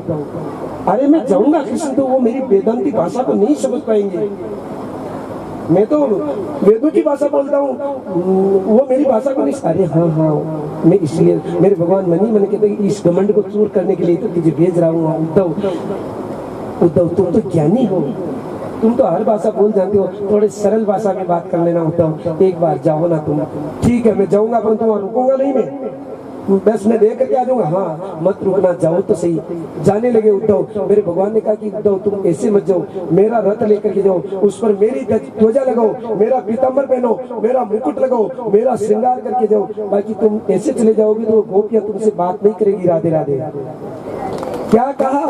बात नहीं करेगी, मेरा श्रृंगार करके जाओ। आज मेरे भगवान का रथ लेते हैं, भगवान का श्रृंगार करके पीताम्बर लगाते हैं और मुकुट पहन करके आज उद्धव ब्रिज की तरफ आते हैं। ब्रिज में क्या हो रहा? आज 3 महीने हो गए भगवान को मथुरा में गए हुए, 3 महीने हो गए, परंतु सूर्योदय होता कि सारे गोपियां, सारे सखा गोकुल से, वृंदावन से, ब्रिज से निकल करके मथुरा के रास्ते पर इंतजार करते हैं मेरे भगवान का। आज तो आएंगे, परसों की कहकर के गए तो आज तो आएंगे ही आएंगे। सूर्योदय होता चले जाते, शाम को वापस निराश होकर के घर लौट जाते, नहीं आया कल आएगा। रोज जाते, रोज। आज जैसे गोपियों और सखाओं को रथ नजर आया, अरे आज हमारा कन्हैया आ गया है, आज हमारा कन्हैया आ गया है। ऐसी खुशी मनाते हुए आज सखा और गोपियां दौड़ दौड़ करके रथ की तरफ जाते हैं। रथ आता है पास में, उद्धव नीचे उतर के आता है। अरे कन्हैया तुम इतने दिन में आए, परसों की कह के गए थे और 3 महीने हो गए, कन्हैया इतने निष्ठुर हो तुम। उद्धव हाथ जोड़ करके कहता है कि मैं कन्हैया नहीं हूँ, मैं कृष्ण उद्धव हूँ, मैं आपको प्रणाम करता हूँ। और जैसे ही उद्धव का नाम लिया, सारे सखा मुंह उल्टा फेर करके नाराज हो गए, बोले नहीं बात मत करो हमारे से, चले जाओ। इतने दिन में आए फिर भी मित्र को भेजा, स्वयं नहीं आए, इतना निष्ठुर कन्हैया तू, बात मत करो हमारे से। हम तो तुम्हारी याद में हमेशा तुम्हारा इंतजार कर रहे थे और तुम नहीं आए कन्हैया। आज कन्हैया की याद में सारे गोपी आंसू बहा रहे, अरे कन्हैया कब आओगे। ऐसा उद्धव देखते कि वाह वाह, जिस तरह से कन्हैया तुम रो रहे थे उस तरह से यहाँ ये भी रो रहे। और उद्धव कहते कि देखो मेरी बात सुनो, मैं माता नंद बाबा और यशोदा से मिलना चाहता हूँ, मैं घर नहीं जानता, मैं महल नहीं जानता हूँ, किधर जाना मुझे रास्ता बताओ ना। उन्होंने कहा कि हमें मत पूछो रास्ता, और रास्ता पूछना तो ये नाला बह रहा है, इस नाले के सारे सारे चले जाओ, ये नाला जहाँ खत्म हो जाएगा वही नंद बाबा का महल है। वो नाला किसका बह रहा था? गोपियों के आंसू बह रहे थे, उसका नाला बह रहा था, कोई बारिश नहीं बरस रही थी। ब्रिज की गोपी के आंसू की धारा बह रही थी, जिससे नाला बह रहा था। आज गोपियों का प्रेम देखो मेरे भगवान के प्रति। आहा, आज उद्धव देखता वाह वाह, गोपियों के आंसू, सखाओं के आंसू से नाला बह रहा। कृष्ण कह रहे कि वो मुझे याद करते कि नहीं करते, तेरी याद में तो नाला बह रहा रे कृष्ण। आज उद्धव गोपियों को छोड़ करके नंद बाबा के महल की तरफ नाले के सारे सारे आते हैं, तो क्या देखते, जैसे ही नंद बाबा के महल में प्रवेश करते तो और तो क्या, दीवारों से आवाज आ रही है, दीवारों से आवाज आ रही है। क्या आवाज आ रही है? श्री कृष्णं शरणं मम, श्री कृष्णं शरणं मम, श्री कृष्णं शरणं मम, श्री कृष्णं शरणं मम, श्री कृष्णं शरणं मम, श्री कृष्णं शरणं मम, श्री कृष्णं शरणं मम, श्री कृष्णं शरणं। गाल और बात बात पर श्री कृष्णं शरणं मम, श्री कृष्णं शरणं मम। ओ डाल डाल पर पंछी बोले, श्री कृष्ण शरणं मम, श्री कृष्णं शरणं मम।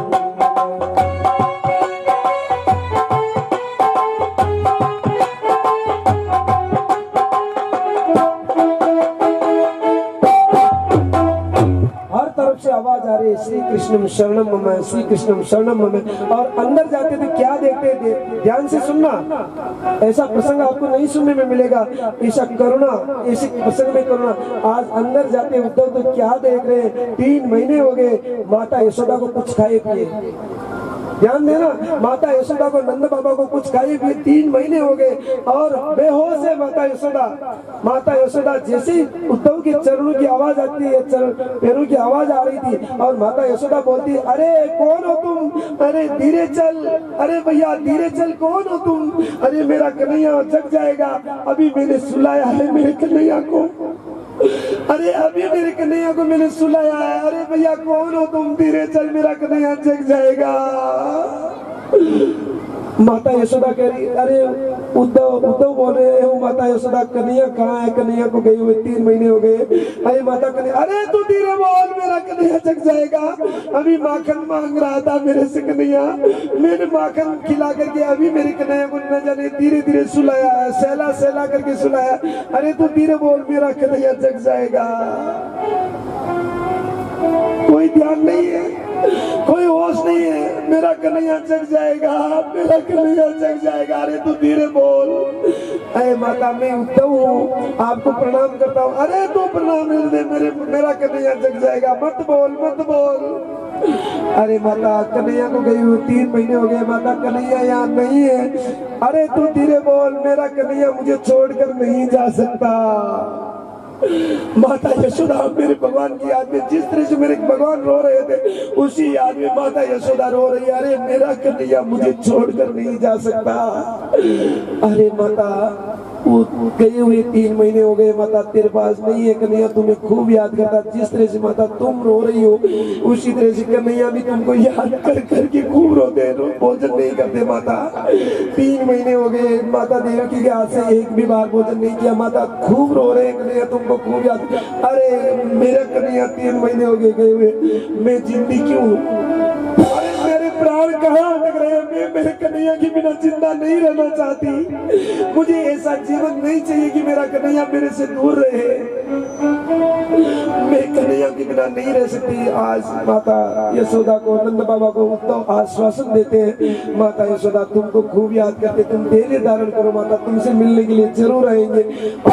उद्धव देखता है कि वाह वाह, माता यशोदा का प्रेम, नंद बाबा का प्रेम जैसा भगवान का माता पिता के प्रति प्रेम है, वैसा ही प्रेम माता पिता का भी कृष्ण के प्रति प्रेम है। उन्होंने कहा कि जब इनकी ऐसी स्थिति है तो गोपियों की क्या स्थिति हो रही होगी, राधा जी की क्या स्थिति हो रही होगी। राधा जी को चल करके देखो कि राधा जी का साथ क्या हो रहा है। एक बगीचे की तरफ आज उद्धव जाते हैं तो गोपियां बातें कर रही है। गोपियां कह रही, अरे एक भौरा, काला भौरा उड़ करके आ रहा है। उस भौरे को कह रही गोपियां, अरे ओ कपटी, ये काले जो होते हैं ना, ये काले तो सब कपटी होते हैं। अरे ओ कपटी, इसी तो तेरे जैसे मेरे कन्हैया काले थे, वो हमारे से कपट करके परसों आने के लिए कह गए, परंतु वो कपटी आए नहीं अभी तक वापस। अरे बौरा कहता है, अरे तुम किस कपटी क्यों कह रहे हो, तुमको खूब याद। अरे नहीं, ये काले होते हैं जो वो कपटी होते हैं। एक दूसरे से कहा, अरे तुम क्यों कह रही हो ऐसा, ये मथुरा में जाकर के हमारे कृष्ण को कह देगा कि कपटी कह रही तो वो अच्छा नहीं लगे। अरे ओ बौरा, तू जाकर के मेरी कन्हैया को मत कहना, कपटी के लिए मत कहना। हमें खूब याद आती है कन्हैया की। ऐसी बातें कर रही थी और बातें करती हुई उद्धव एक वृक्ष की ओर में छिप जाते हैं, बातें सुनते हैं तो एक गोपी कह रही, ओ सखी देखो देखो, आज रात को मुझे सपना आया था। क्या सपना आया था? अरे रात शाम सपने में आए, रात शाम सपने में आए, अरे रात शाम सपने में आए, रात शाम सपने में आए। वो खिड़की खोली, वो खिड़की खोली, खिड़की खुल गई, वो रात शाम सपने में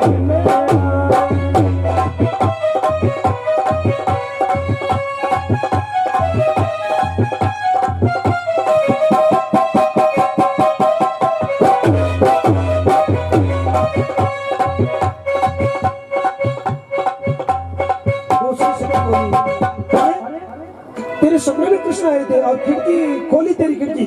सपना तो मुझे भी आया था, तुझे कौन सा सपना आया था? देखना, आज हम आपको एक निवेदन कर रहे हैं विशेष तौर से, मतलब कथा का समय हो गया है, 11 बज चुके हैं, परंतु आधा घंटा और कथा चलेगी। जिसको जाना है जा सकते हैं, हम मना नहीं करेंगे किसी को, परंतु आधा घंटा और कथा चलेगी। 11:30 बजे से पहले हम आरती चालू नहीं करेंगे, इसके लिए आप मतलब कोई बुरा मत मानना। आज रुक्मिणी मंगल करेंगे। नहीं ये ऐसा नहीं, पर तो मतलब ऐसा मैं सोच रहा हूँ महाराज लंबी लंबी खींचे, आधा घंटा और लगेगा ही लगेगा रुक्मिणी मंगल में, ठीक है ना? मतलब कोई परेशान मत होना, जिसको जाना आराम से जा सकते, हम किसी को कुछ भी नहीं कहेंगे। दूसरी सखी ने कहा, अरे सखी तुझे सपना आया था, कृष्ण ने तेरी खिड़की खोली थी। हाँ सपना तो मुझे भी आया था, तुझे किससे आया? अरे रात शाम सपने में आए, रात शाम सपने में आए, ओ दैया पी गए, ओ दैया पी गए, दैया पी गए, सला ला ला ला ला ला ला ला ला ला ला ला ला ला।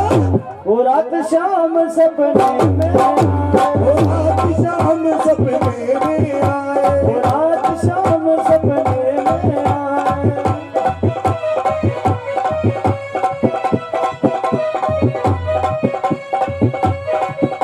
ओ रात शाम सपने में आए, रात शाम सपने में आए।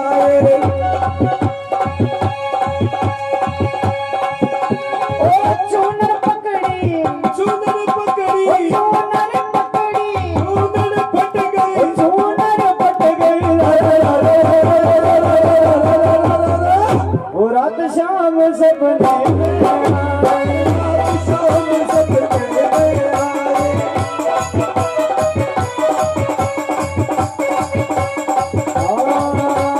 जब शाम ने पकड़ी कलाई, जब शाम ने पकड़ी कलाई, मेरी जब शाम ने पकड़ी कलाई। क्या करे मैं भगवान? एक मिनट आप खड़े रहो, नाचने वाले बैठो मत, एक मिनट के लिए खड़े रहो, चल रहा भजन। मेरे भगवान कहते हैं कि दूसरी सिक्की कह रही है, अरे मेरी दही पी करके मेरी मटकी को फोड़ करके चले गए, अरे तेरी दही पी करके चले गए, मुझे भी आया था। तीसरी सिक्की कह रही मुझे भी आया सपना, कौन सा है? मेरी चुनर पकड़ ली, मेरी चुनर को फाड़ दी, अरे तुझे ये सपना आया था। और चौथी सिक्की कह रही कि मुझे भी आया था सपना, तो तुझे कौन सा आया था? ओ जबर शाम ने पकड़ी कलाई, ओ जबर शाम ने पकड़ी कलाई, जबर शाम ने पकड़ी कलाई। ओ जबर शाम ने पकड़ी कलाई। मेरी निंदिया उड़ गई, निंदिया उड़ गई, निंदिया उड़ गई, निंदिया उड़ गई, ला ला ला ला ला ला ला। ओ रात शाम सपने में आए, ओ रात शाम सपने में आए, रात शाम सपने में आए। ओ निंदिया उड़ गई, निंदिया उड़ गई, निंदिया उड़ गई, ला ला ला ला ला ला ला ला ला ला। ओ रात शाम सपने में आए।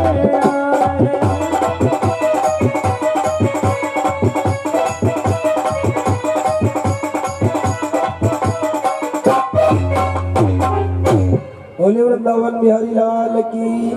सारी सिक्के इस तरह से बातें करें। अंतिम सिक्के ने कहा कि देखो देखो तुम्हारे को तो ऐसा सपना आया था, किसी के दही पी गए, किसी की चुनरी पकड़ ली, किसी की खिड़की खोल दी, और मुझे तो ऐसा सपना आया था कि मेरी तो कलाई पकड़ ली, और कलाई पकड़ते ही मेरी नींद उड़ गई, और मेरी नींद उड़ गई तो कन्हैया है ही नहीं। अरे सखियां, एक तरफ राधा जी खड़े हैं, राधा जी को 3 महीने हो गए, कुछ खाया पिया ही नहीं। एक सूखी लकड़ी होती है, इस तरह से सूख गई राधा मेरे भगवान के विरह में। दूसरी सखियां आंसू निकाल सकती, परंतु राधा ने वचन दिया था कि आंसू भी नहीं निकालेगी। आज राधा आंसू नहीं निकाल सकती, अपने आंसू पर भी कंट्रोल है। कितनी दुखी है राधा। आज सारी सखियां राधा जी के पास जाकर के पूछती कि राधा हमें सपना आया, तो तुम तो राधा भगवान से खूब प्रेम करती हो, तुम्हें भी तो सपना आया होगा ना, तुम बताओ ना तुम्हें कौन सा सपना आया था राधा। आज राधा कहती कि वो सखिया, सपना किसको आता है? ध्यान बताओ, सपना किसको आता है? सपना किसको आता है? सपना जिसको नींद आती है, जिसको सपना आता है। अरे सखिया, जिसको नींद आती है उसको सपना आता है। आज 3 महीने हो गए, मेरी आंख एक पल के लिए भी बंद ही नहीं हुई, सपना कैसे आएगा? मैं भगवान के विरह में भगवान को याद करती हुई आंसू भी नहीं निकाल सकती। 24 घंटे में भगवान का नाम सुमिरन करती रहती हूँ, मुझे सपना कहाँ से आएगा? मैंने आंख बंद ही नहीं करी। राधे राधे। कितना प्रेम है राधा का मेरे भगवान के प्रति। आज राधा कह रही कि मुझे मैंने नहीं देखा। उसी समय उद्धव गोपियों के बीच में चले जाते हैं और गोपियों को कहते हैं कि गोपियां, क्या कृष्ण कृष्ण की याद में तुम मर रही हो? अपना शरीर सुखा दिया तुमने, उस निराकार ब्रह्म में अपना मन लगाओ। कृष्ण एक तुम्हारी तरह इंसान है। कृष्ण एक इंसान है, तुम क्यों फालतू परेशान हो रही हो? वो नहीं आएंगे, तुम्हें नहीं मिलेंगे। अब निराकार ब्रह्म में मन लगाओ अपना। गोपियों ने कहा कि तो क्या करे हो? निराकार ब्रह्म में मन लगाए। एक बात बताओ ना, तो क्या बात बताओ? मन कितने होते हैं? उद्धव कहते कि मैं समझा नहीं।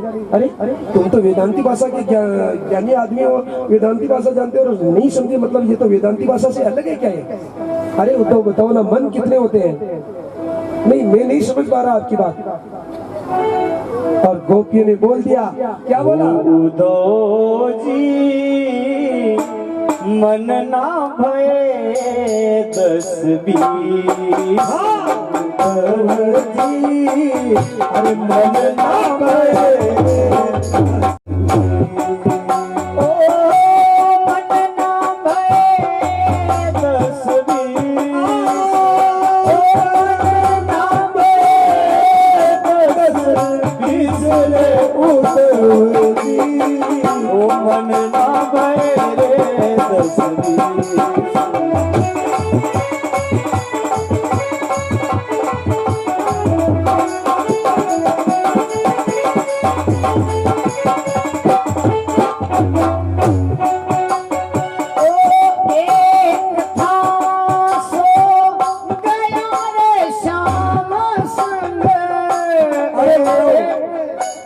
मन एक ही होता है उद्धव, 10-20 नहीं होते हैं मन। तुम कह रहे हो कि मन को निराकार ब्रह्म में लगाओ, कौन से ब्रह्म में लगाए? मन तो एक ही था उद्धव, 10-20 नहीं होते। और वो एक था जो भी आज के 3 महीने पहले जब कृष्ण मथुरा गए थे, उसी दिन मन तो उनके साथ चला गया। रे उद्धव, किस मन को लगाए निराकार ब्रह्म में? एक था सो गया रे श्याम संग।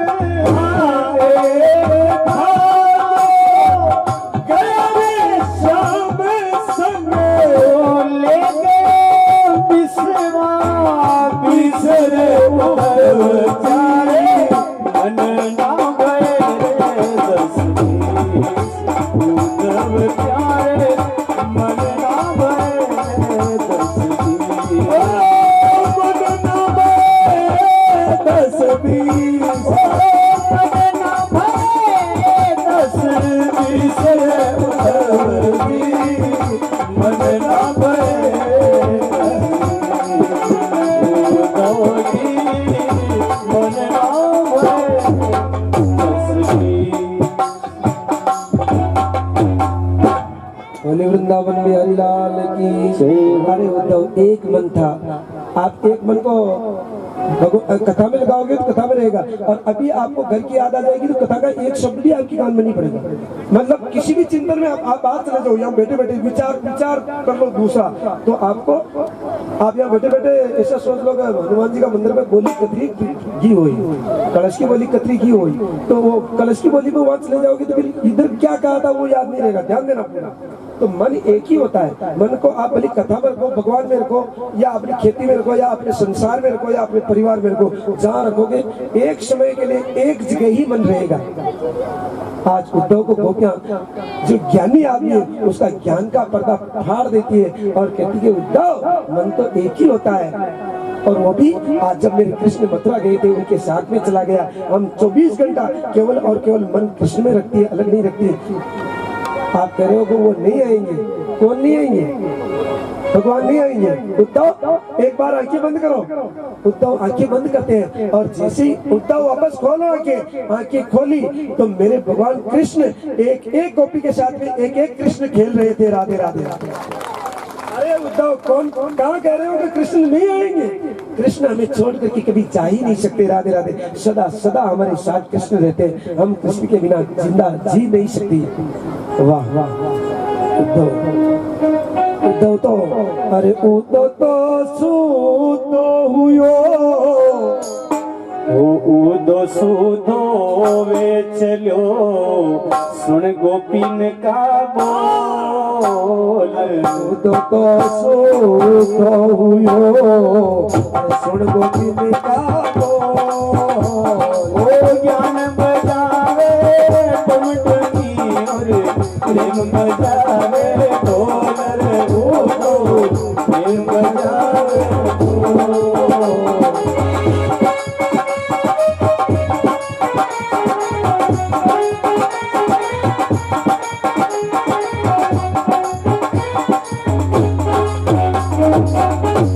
बोले वृंदावन बिहारी लाल की जय। उद्धव के ज्ञान का अभिमान दूर हो गया।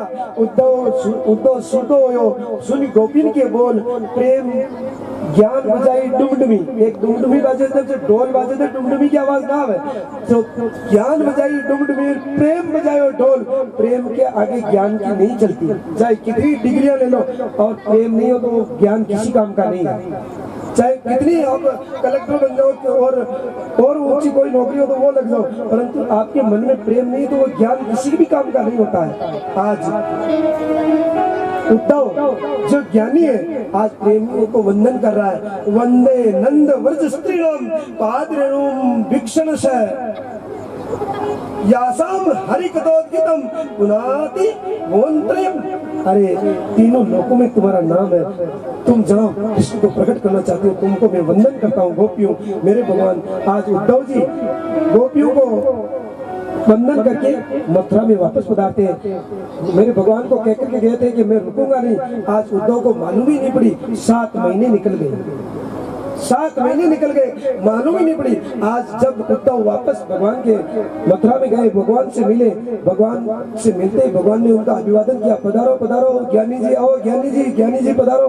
ओहो उद्धव को क्रोध आया, अरे जले हुए पर नमक मत छिड़को कृष्ण, मुझे इसलिए भेजा था तुमने, मेरा अभिमान दूर हो गया है कृष्ण, मैं अब ज्ञान का अभिमान नहीं बताऊंगा तुम्हें। आज उद्धव को मेरे भगवान कहते कि उद्धव एक बार केवल और केवल एक बार और आंख बंद कर ले। उद्धव को मेरे भगवान कह रहे भगवान कृष्ण के एक बार और आंख बंद कर। मेरे भगवान ने उद्धव का आंख बंद करवाई। उद्धव एक बार वापस खोल आंख, जैसे ही आंख खोली तो सारी गोपियां मेरे भगवान कृष्ण के साथ में है मथुरा में। मेरे भगवान कहते कि उद्धव न गोपियां मेरे से अलग है न मैं गोपियों से अलग हूँ। जहाँ गोपियां हैं मैं वहाँ हूँ, जहाँ मैं हूँ वहाँ गोपियां हैं।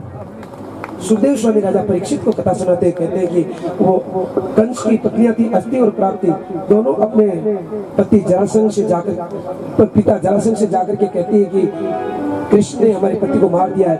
तो जरासंध 17 बार मथुरा पर आक्रमण करने के लिए आता है, 17 बार मेरे भगवान उसको हरा देते हैं और वापस चला जाता है। अब की बार जरासंध ब्राह्मणों को आदेश देता है कि ब्राह्मणों यज्ञ करो, जिस तरह से आप यज्ञ करवा रहे हो उसी तरह से यज्ञ करो, अब की बार मेरी जीत होना चाहिए। यदि मेरी जीत नहीं हो तो ब्राह्मणों तुम्हें मौत के घाट उतार दूंगा। ब्राह्मणों सुन लेना अच्छी तरह से, अब की बार मेरी जीत नहीं हुई तो मौत के घाट उतार दूंगा। ब्राह्मण समझ गए कि हमारी मौत होनी है, क्यों कि भगवान के सामने तुम जीत ही नहीं सकते हो, परंतु फिर भी ब्राह्मण अपने नियम पर अटल रहते हैं कि यज्ञ तो करेंगे आपकी जीत का, और भगवान से प्रार्थना करते हैं कि भगवान हम हमारा कर्तव्य का पालन कर रहे हैं, हमारी मृत्युदंड को बचा देना है। ब्राह्मण अपने नियम पर अड़े हुए अनुष्ठान कर रहे हैं। अनुष्ठान करते 18वीं बार जरासंध युद्ध करने के लिए आता। उससे पहले कालियवन जो उसका मित्र था वो कहता है कि मित्र एक मित्र की काम नहीं आए तो किस काम का। कालियवन 3 लाख अक्षौणी सेना लेकर के मथुरा पर चढ़ाई कर देता है। मेरे भगवान युद्ध करते करते आज कालियवन से मेरे भगवान रण छोड़कर भाग जाते हैं। आगे आगे भगवान, पीछे पीछे कालियवन। मेरे भगवान का नाम बदल जाता है, अरे ओ रण छोड़, रुक जा, ओ रण छोड़। मेरे भगवान अपना नाम स्वीकार कर लेते, कह दिया तूने मेरा नाम रण छोड़ रखा है तो मेरा नाम रण छोड़ ही रह गया। बोलो रण छोड़ भगवान की। रण छोड़ मेरे भगवान ने नाम स्वीकार कर लिया। दौड़ते हुए जाते हैं, एक गुफा में राजा मुचकुंद सो रहे थे। अपना पीताम्बर मेरे भगवान राजा मुचकुंद को ओढ़ा देते हैं और आगे चले जाते हैं। मुचकुंद कालियवन दौड़ता हुआ आता है, राजा मुचकुंद के ठोकर लगाता है कि कृष्ण तुम्हें मैं जिंदा नहीं छोड़ूंगा, आज तुम मेरे से नहीं बच सकते। ऐसे ही मुचकुंद की ठोकर लगाई, मुचकुंद की आंखें खुली, कालियवन जल करके भस्म हो जाता है। गोविंदा मेरे भगवान आते हैं, मुचकुंद को वरदान देते हैं कि जाओ मुचकुंद बद्रीनाथ की तरफ भगवान के भजन करते हैं। तुम अब की बार में ब्राह्मण का जन्म लेना, ब्राह्मण का जन्म लेते हुए मेरी भक्ति करना और फिर अगले जन्म में तुम मेरे धाम में पधार जाना। ऐसा मेरे भगवान ने मुचकुंद को आशीर्वाद दिया। मुचकुंद को देवताओं ने वरदान दिया था देवताओं का और राक्षसों का जब संग्राम हुआ था, देवासुर संग्राम, उसमें मुचकुंद ने देवताओं की सहायता करी थी। उन्होंने कहा, देवताओं ने कहा कि वरदान मांगो, क्या मांगना चाहते हो? कि मैं तो केवल आराम करना चाहता हूँ, मुझे कोई मैं नींद निकालूंगा, सोऊंगा, विश्राम करूंगा, मुझे कोई जगह ही नहीं। उन्होंने कहा तुझे जो जगाएगा तेरी आंखों की ज्योति से आंखें खुलते ही जल करके भस्म हो जाएगा। आज कालयवन का मेरे भगवान वध करते हैं, मुचकुंद द्वारा मुचकुंद की आंखों से जलकर भस्म हो जाता है। मेरे भगवान वापस आते हैं। अब की बार 18वीं बार जरासंध मथुरा पर चढ़ाई करने के लिए आ जाता है। उससे पहले ही मेरे भगवान विश्वकर्मा जी को आदेश देते हैं कि द्वारिका नगरी का निर्माण करो जल में। मैं यहाँ लड़ाई कर करके परेशान हो गया, मैं लड़ाई नहीं करना चाहता। विश्वकर्मा जी द्वारिका नगरी का निर्माण करते हैं समुद्र के अंदर। मेरे भगवान जो जाना चाहते थे द्वारिकावासी, उनको माया से रातों रात द्वारिका में पहुंचा देते हैं। जरासंध चढ़ाई कर देता है, चढ़ाई कर देता था। एक बार फिर मेरे भगवान रण छोड़ते हुए प्रवसन पर्वत पर जाकर के चढ़ जाते हैं। प्रवसन पर्वत पर चढ़ते हैं तो जरासंध क्यों चढ़े प्रवसन पर्वत पर? क्यों? कि ब्राह्मण अनुष्ठान कर रहे थे। अब इतनी बार यदि जरासंध हार जाता तो उनको मृत्युदंड देता। इसलिए ब्राह्मणों की रक्षा करने के लिए मेरे भगवान अपना हार ही स्वीकार कर लेते, परंतु दौड़ करके जरासंध पीछे पीछे दौड़ रहा है, मेरे भगवान आगे दौड़ रहे कि मुझे ब्राह्मणों की रक्षा करनी। ब्राह्मण अपने नियम पर अटल है, ब्राह्मणों की हत्या मैं नहीं करवा सकता। मेरे भगवान प्रवसन पर्वत पर जा चढ़ते हैं और जरासंध चारों तरफ आग लगा देता है। आग लगा करके निश्चिंत होकर के वापस मगध देश को आ जाता है जरासंध कि अब चिंता नहीं, अब तो वो जल करके भस्म हो जाएंगे, नीचे नहीं उतर सकते क्योंकि चारों तरफ आग लग रही। चारों तरफ आग लगने पर मेरे भगवान प्रवसन पर्वत को आशीर्वाद देते हैं कि आज तूने मुझे ठहरने के लिए स्थान दिया, तेरे पत्थरों से मेरी मूर्तियां बनेगी और वो मूर्तियां सदा सदा के लिए पूजित होगी, तेरे कण कण में मेरा वास होगा।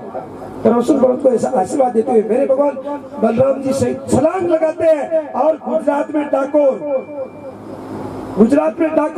डाकोर में मेरे भगवान अपना अर्चा रूप स्थापित करा देते हैं। आज डाकोर श्याम के नाम से प्रसिद्ध है। बोले डाकोर श्याम की। वहीं से मेरे भगवान आगे बढ़ते हैं और द्वारिका में प्रवेश करते हैं। द्वारिका में प्रवेश करते थे पूरे द्वारिकावासी और समुद्र देवता हीरा जवाहरात लेकर के आज मेरे भगवान का स्वागत करने के लिए आते हैं।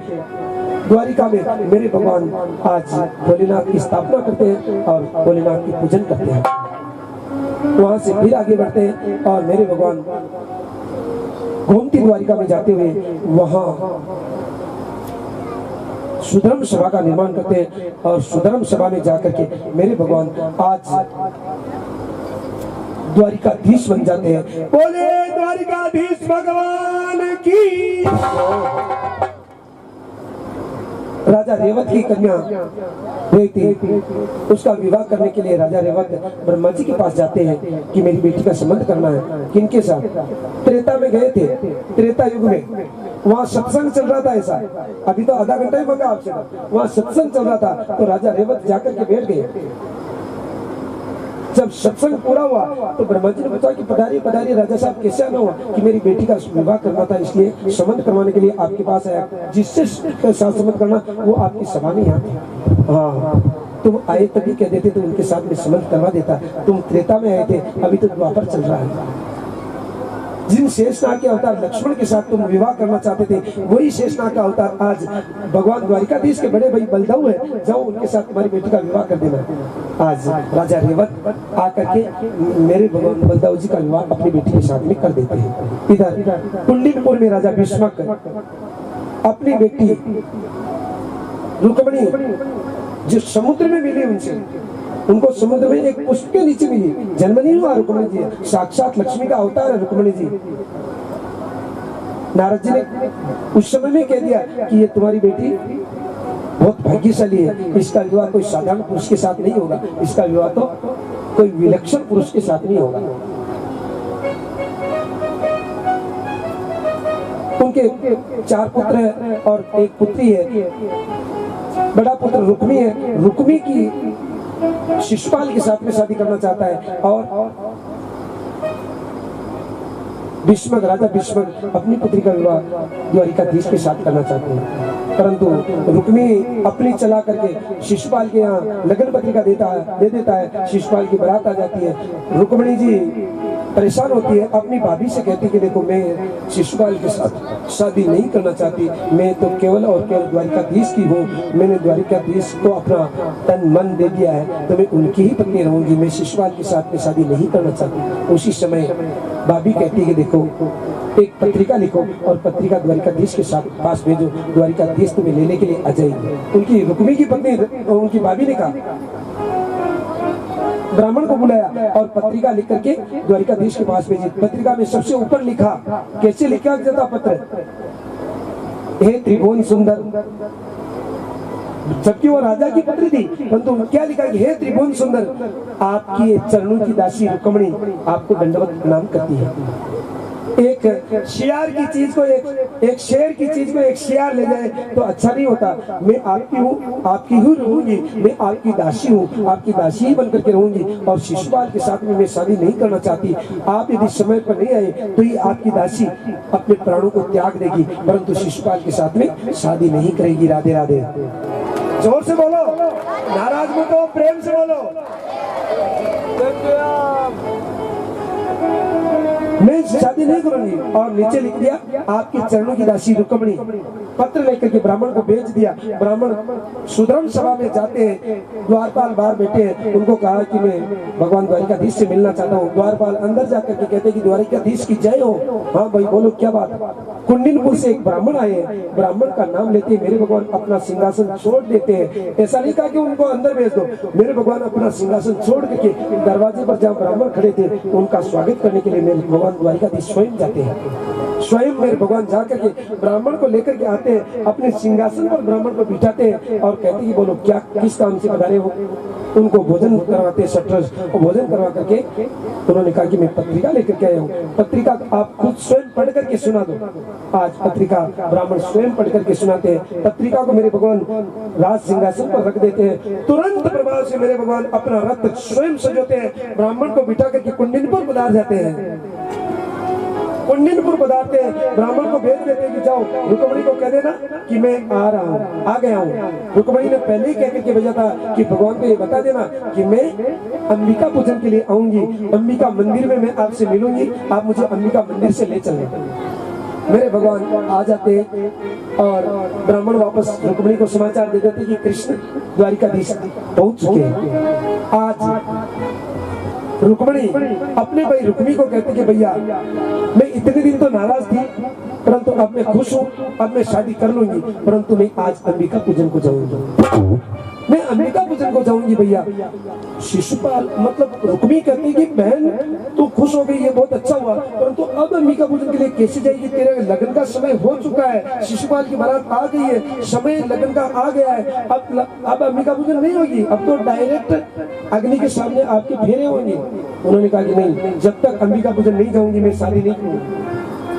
रुक्मी सोचते कि चलो खुश होगी, यही बढ़िया, जा 10,000 सैनिक लगा दिए और दोनों तरफ मेरी बहन अंबिका पूजन के लिए जाएगी, सुरक्षा रखना पूरी। आज सखियों को साथ में लेकर के माता रुक्मी अंबिका पूजन को जा रही है और सखियों के साथ में गाती हुई जा रही। क्या गाती हुई जा रही है? आओ मेरी सखिया मुझे मेहंदी लगा दो, वो आओ मेरी सखियां मुझे मेहंदी लगा दो, और मेहंदी लगा के मुझे ऐसी सजा दो, मेहंदी लगा के मुझे ऐसी सजा दो, मुझे श्याम सुंदर की दुल्हन बना दो, मुझे श्याम सुंदर की दुल्हन बना दो, मुझे श्याम सुंदर की दुल्हन बना दो, मुझे श्याम सुंदर की दुल्हन बना दो। अरे सखिया बोली, अरे रुक्मिणी रुको रुको, चूक ही चूक, अरे शिशुपाल की बारात आ गई है, तुम क्या गा रहे हो? मुझे श्याम सुंदर के साथ तुम्हारी किसने सगाई करी? बारात आ गई है। अरे सखियो तुम्हें मालूम नहीं है, मैं तो श्याम सुंदर की हूँ और श्याम सुंदर की ही रहूंगी। अरे बहन तुम चूक रही हो, शिशुपाल की बारात आ गई, थोड़ी देर में तुम्हारी शादी शिशुपाल के साथ में हो जाएगी। बहन ऐसे बोलो कि शिशुपाल की दुल्हन बना दो। रुक्मिणी कहती है ऐसा तो जुड़ता ही नहीं, ऐसी तो जोड़ी नहीं बैठती है, जोड़ी नहीं बैठती है। मैं तो श्याम सुंदर की हूँ, मैं तो श्याम सुंदर की ही रहूंगी। अरे तो तुम्हारा संबंध किसने किया? मैं सब बता दूंगी, सुनो तुम। ओ सत्संग में मेरी बात चलाई, सत्संग में मेरी बात चलाई, सदगुरु ने मेरी कीनी सगाई, ओ सदगुरु ने मेरी कीनी सगाई, ओ सत्संग में तो मेरी बात चलाई, सत्संग में मेरी बात चलाई, सदगुरु ने मेरी कीनी सगाई, ओ सदगुरु ने मेरी कीनी सगाई, ओ उनको बुला के हाथ लेवा तो छुड़वा दो, उनको बुला के हाथ लेवा तो छुड़वा दो, मुझे श्याम सुंदर की दुल्हन बना दो, मुझे श्याम सुंदर की दुल्हन बना दो, मुझे श्याम सुंदर की दुल्हन बना दो, दुल्हन बना दो, मुझे दुल्हन बना दो, दुल्हन बना के मुझे ऐसी सजा दो, दुल्हन बना के मुझे ऐसी सजा दो, मुझे श्याम सुंदर की दुल्हन बना दो, मुझे श्याम सुंदर की दुल्हन बना दो।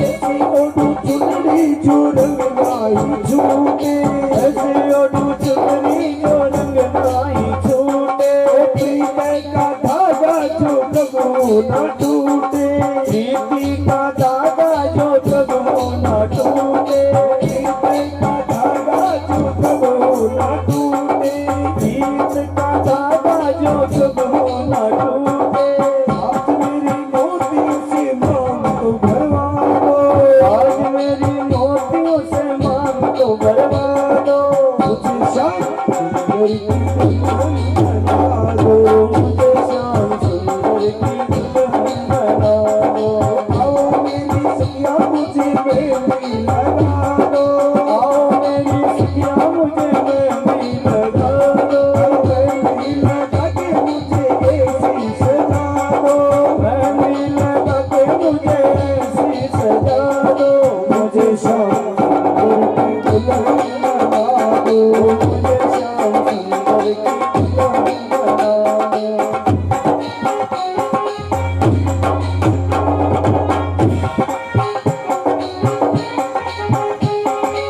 ऐसी तेनू चूड़ी जो कबू न टूटे, ऐसी पनो चूड़ी जो कबू न टूटे, ऐसा वरु दूल्हा जो कबू न रूठे, ऐसा वरु दूल्हा जो कबू न रूठे, ऐसी तेनू चूड़ी जो कबू न टूटे, ऐसी पनो चूड़ी जो कबू न टूटे, ऐसा वरु दूल्हा जो कबू न रूठे, ऐसा वरु दूल्हा जो कबू न रूठे, हमारे सुहाग की बिंदिया लगा दो, हमारे सुहाग की बिंदिया लगा दो, मुझे श्याम सुंदर की दुल्हन बना दो, मुझे श्याम सुंदर की दुल्हन बना दो, आओ मेरी सखिया मुझे मेहंदी लगा दो, आओ मेरी सखिया मुझे मेहंदी लगा दो,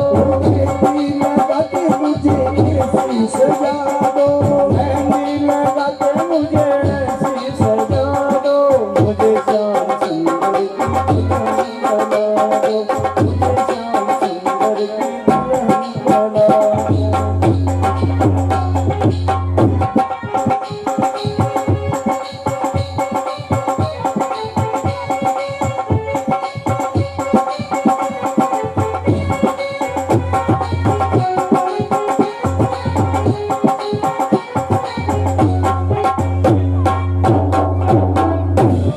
बोली वृंदावन बिहारी लाल की।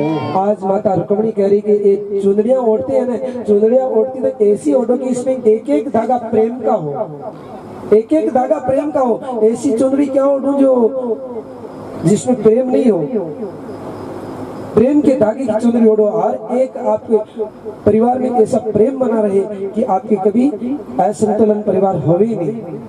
आज मेरी माता रुक्मणी कह रही कि ये सब पहनो चूड़ा। चूड़ा किसके लिए होता है? चूड़ा कोई हाथों को बताने के लिए नहीं होता, ये आपके सुहाग का चूड़ा है, ये किसी को बताने के लिए नहीं होता, ये अटल सुहाग की निशानी है। ऐसा वरुण दूल्हा जो कभी ना रूठे, ऐसे वर को क्या मरो जो जीवन जन्मे और मर जाए। ऐसे भगवान कृष्ण से शादी करूंगी जो मेरा चुड़ला अमर हो जाए। मैं शिशुपाल के साथ में शादी नहीं करेंगे। ये चुड़ला अमर सुहाग की बिंदिया लगा दो। ये बिंदिया होती है, ये अमर सुहाग का निशानी है, इसलिए आज माता बिंदिया लगाती। ये चीजें चुनड़ी, चुड़ला, बिंदिया, ये किसी को बताने की नहीं, ये आपके अटल सुहाग की निशानियां हैं, अटल सुहाग की नहीं है। हम काजल लगाते हैं, काजल लगा करके आंखों को क्यों काली करती हो? काजल ही लगाना है तो मेरी माता रुक्मणी आपको बता रही है, क्या कह रही है? अरे भक्ति का सुरमा में आंख में लगाऊंगी, भक्ति का सुरमा में आंख में लगाऊंगी। काजल ही लगाना है तो मेरे भगवान का प्रेम, आपकी भगवान की भक्ति आपकी आंखों से निकले सदा सदा। क्या काजल लगा करके आंखों को काली करो?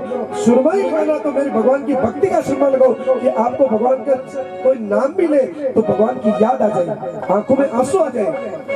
ऐसा सुरमा लगाओ, लगाना ही है तो भक्ति का सुरमा में आंख में लगाऊंगी, ओ भक्ति का सुरमा में आंख में लगाऊंगी, ओ भक्ति का सुरमा में आंख में लगाऊंगी, ओ भक्ति का सुरमा में आंख में लगाऊंगी। ओ दुनिया को छोड़ में तो इनकी बन जाऊंगी, दुनिया को छोड़ में तो इनकी बन जाऊंगी, ओ दुनिया को छोड़ में तो इनकी बन जाऊंगी, दुनिया को छोड़ में तो इनकी बन जाऊंगी। सदगुरु को बुला के मेरे फेरे तो भरवा दो, सदगुरु को बुला के मेरे फेरे तो भरवा दो। मुझे श्याम सुंदर की दुल्हन बना दो, मुझे श्याम सुंदर की दुल्हन बना दो, मुझे श्याम सुंदर की दुल्हन बना दो। आओ मेरी सखिया मुझे मेहंदी लगा दो, आओ मेरी सखिया मुझे मेहंदी लगा दो, अरे मेहंदी लगा के मुझे ऐसी सजा दो, मेहंदी लगा के मुझे ऐसी सजा दो। सुंदर की दुल्हन बना दो, मुझे श्याम सुंदर की दुल्हन बना दो, मुझे श्याम सुंदर की दुल्हन बना दो। बोले वृंदावन बिहारी लाल की। माता ऐसे गाती हुई जाती है अंबिका पूजन के लिए। सारे सैनिक 10,000 सैनिक लग रहे हैं। उसी समय माता अंबिका पूजन करती हुई अंबिका पूजन कर रही है, परंतु दर्शन किसके कर रही है? द्वारिकाधीश के दर्शन कर रही है। अंबिका की मूर्ति में भी द्वारिकाधीश के दर्शन कर रही है। आप कहीं पर भी जाओ, ध्यान देना, आपके चापड़ेल में आप जिन भगवान की सेवा करती हो, जो आपके इष्ट है, आप चाहे दुनिया में भिलवाड़ा जाओ, चाहे आपकी रिश्तेदारी में जाओ, आपके पीर जाओ, कहीं भी जाओ, परंतु जहाँ जाओ वह आपकी इष्ट देव का दर्शन करो। मंदिर कोई सा भी हो, हम तो यहाँ रहते हुए मेरे मनसा श्याम के हमेशा दर्शन करते हैं, हमेशा। ये बताओ, अब लेट तो हो रहे तो ये बताओ कि भाई मनुष्य की आंखें कितनी होती है? हाँ? जोर से बोलो। 2 कोई की बत्ती नहीं देगी? 1 हाँ 1। और कोई बता रहे? आंखें कितनी होती है? आंखें 2। और कोई बता रहे हो? कोई नहीं बता रहे। हम तो कहते हैं 4 आंखें होती है। किसी की देखी 4 आंखें? नहीं देखी, नहीं देखी। अब हम बता रहे हैं, आप कोटड़ी श्याम के कभी दर्शन करने के लिए गए? आपके 4 पूजा के दर्शन करने गए? गए। सबको ध्यान है ना? अभी आंखें बंद करो, आंखें बंद करो कि आपके 4 पूजा के यहाँ से दर्शन कर सकते हो कि नहीं कर सकते हो? आंखें बंद करो। अभी दर्शन हो सकते कि नहीं हो सकते? बताओ। हमें तो अभी भी आपके 4 पूजा के दर्शन यहाँ आंखें बंद करने के बाद अभी हो रहे हैं कि भाई भगवान की मुझे लग रही है और भगवान के ये श्रृंगार हो रहा है। हो सकते कि नहीं हो सकते? अंतरात्मा से बताओ। कैसे होती है? ऐसे मेरी बात सुनो, आप कहीं पर भी हो, सुनो सुनो हमारी बात सुनो। आज हमारे सामने बैठे हो, हम मनसा चले जाएंगे, फिर भी हम वहां से ये देख सकते हैं कि भाई आप हमारे सामने बैठे हो और हम आपको दिख रहे हैं, आप हमको दिख रहे हो। क्यों दिखते हैं कि ये दो जो आंखें हैं, ये चर्म चक्षु है, चमड़े की आंखें हैं, और दो अंदर जो आंखें होती है वो ज्ञान चक्षु होते हैं। ज्ञान चक्षु, मनुष्य की 4 आंखें होती है, 2 चर्म चक्षु होते हैं, 2 ज्ञान चक्षु होते हैं। ज्ञान चक्षु हृदय में होते हैं, ध्यान देना, ज्ञान चक्षु हृदय में होते हैं, चर्म चक्षु चमड़े के बाहर होते हैं। या इस ज्ञान चर्म चक्षु से संसार दिखता है, ध्यान देना बात पर, चर्म चक्षु से संसार दिखता है और ज्ञान चक्षु से मेरे भगवान दिखते हैं। राधे राधे। ज्ञान चक्षु से मेरे भगवान दिखते हैं, चर्म चक्षु से ये पूरा संसार दिखता है। तो चर्म चक्षु, आप माला पहनते हो ना, माला पहनते हो तो आंखें बंद क्यों करते हो? क्योंकि सांसारिक आंखों से माला नहीं पिटती। सांसारिक आंखों को बंद करो, फिर ज्ञान चक्षु को खोलो और फिर मेरे भगवान की माला पहनो, तो फिर आपको आनंद आ जाएगा कि मेरे भगवान का हृदय में आपको दर्शन हो रहा है। ये गलत हो तो किसी बड़े महाराज को जाकर के पूछना कि महाराज ने गलत बताया। मनुष्य की 4 आंखें होती है, 2 चर्म चक्षु होते हैं, 2 ज्ञान चक्षु। अभी सत्संग नहीं कर सकते, इतना लंबा समय नहीं है इसलिए, बाकी ज्ञान चक्षु और चर्म चक्षु के बारे में सत्संग करें तो बहुत लंबा सत्संग हो जाएगा। 4 आंखें होती है। भगवान के दर्शन आप कहीं पर भी जाओ, आपके जो इष्ट देव, आपके बालाजी आपके इष्ट देव, तो आप हिंदुस्तान में किसी भी जगह हो वहां से आप दर्शन कर सकते हैं। हम आपको व्यासपीठ से झूठ नहीं बोलते, हम जहाँ भी होते हैं, आज या चापड़े में 7 दिन हो जाएंगे, 6 दिन हो गए, परंतु हमेशा आंखें बंद करके मेरे भगवान मनसा श्याम के दर्शन करके हम हमेशा जल चढ़ाते हैं। यहीं से तिलक करते हैं, जल चढ़ाते हैं। जो हमारा वहाँ का नियम है वो यहाँ बैठे बैठे यहाँ भी करते हैं। एक भी दिन ऐसा नहीं हो सकता कि हमने भगवान मनसा श्याम की पूजा नहीं करी। क्यों? कि मनसा श्याम की कृपा से ही हम बैठे जिंदे हैं, बाकी कभी के मर जाते हैं, बाकी कभी के मर जाते हो। मेरे मनसा श्याम की कृपा है। एक बार जय बोलो, जोरदार बोले मेरे मनसा श्याम भगवान की जय हो। हृदय में उद्गार पैदा होते हैं कि आज मेरे मनसा श्याम की कृपा से ये शरीर जिंदा है, बाकी तो न जाने किस योनि में भटकते रहते हो। विशेष कृपा है, एक जन्म नहीं। हम तो आपको हृदय से कहते हैं कि जन्म जन्मांतर तक मेरे मनसा श्याम का ऋण नहीं चुका सकते, इतना मेरे भगवान का उपकार एहसान ऊपर माते एक जन्म नहीं, हम जन्म जन्म तक भी मेरे भगवान का उपकार नहीं चुका सकते। ऐसी कृपा है मेरे भगवान मनसा श्याम की, इसलिए आप सदा दर्शन करो। हम आपको निवेदन कर रहे हैं, आप कहीं पर भी जाओ अपने भगवान को मत भूलो, अंदर ज्ञान चक्षु से मेरे भगवान के दर्शन करो। आज माता रुक्मिणी अंबिका बोल रही है, मेरे भगवान के दर्शन कर रही है द्वारिकाधीश के। द्वारिकाधीश पधार जाते हैं, वहाँ आते हैं, ओ पधार गए, हाँ आपकी पूजा रह रही हो, बाकी तो नहीं रह रही। माता ने पहले ही मुझे माला दे दी, फूलों की आशीर्वाद दे दिया, तो आ जाओ। मेरे भगवान हाथ पकड़ते रुक्मिणी जी का, अपने रथ में बिठा लेते और रवाना हो जाते। सारे सैनिक उस समय में मूर्छित अवस्था में, जैसे ही रुक्मिणी निकली थोड़ी देर में कहते अरे रुक्मिणी जी की अभी तक पूजा नहीं हुई क्या? पूजा होकर के वो तो द्वारिका पहुंचने में अब तो मालूम पड़ी, अरे रुक्मिणी जी नहीं है मंदिर में, अरे ले गया। रुक्मिणी आज शिशुपाल को कहता है कि देखो भैया, वो ग्वाला मेरी बहन को लेकर के चला गया, मैं तुझे वरदान देता हूँ, वचन देता हूँ कि मैं मेरी बहन को लाकर के तेरे साथ शादी कराऊंगा। नहीं ला सका मेरी बहन को तो मैं कुंडिनपुर में प्रवेश नहीं करूंगा।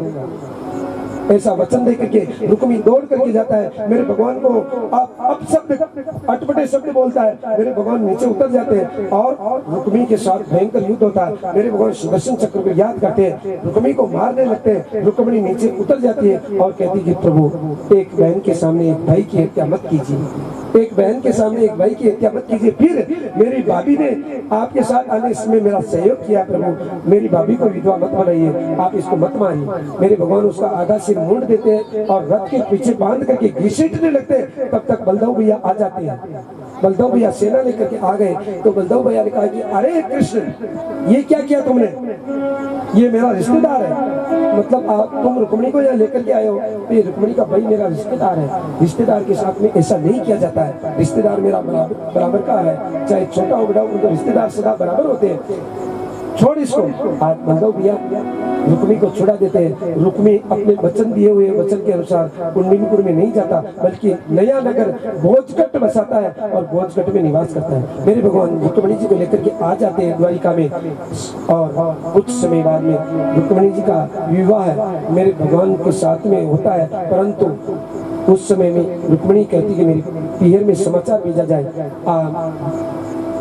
आप किसी को भी भेजो, वहाँ समाचार भेजा जाता है।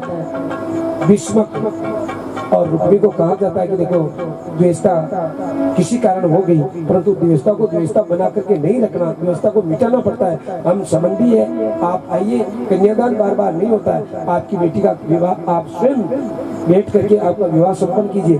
भीष्मक, राजा भीष्मक और रुक्मी अपनी द्वेषता छोड़ते हुए द्वारिका में आते हैं और अपनी बहन और बेटी का विवाह मेरे भगवान के साथ में बड़ी धूमधाम के साथ किया जा रहा है। आप भी मेरे भगवान के विवाह में खड़े होकर के एकदम नाचते हुए मेरे भगवान माता रुक्मिणी का विवाह मेरे द्वारिका देश के साथ में कीजिएगा। बनी तुम्हारी रुक्मण लाडली, बनी मारी रुक्मण लाडली, बनो मारो द्वारी मारो नाथ, बनी मारी रुक्मण लाडली, बनी मारो द्वारी मारो नाथ, बनी तुम्हारी रुक्मण लाडली।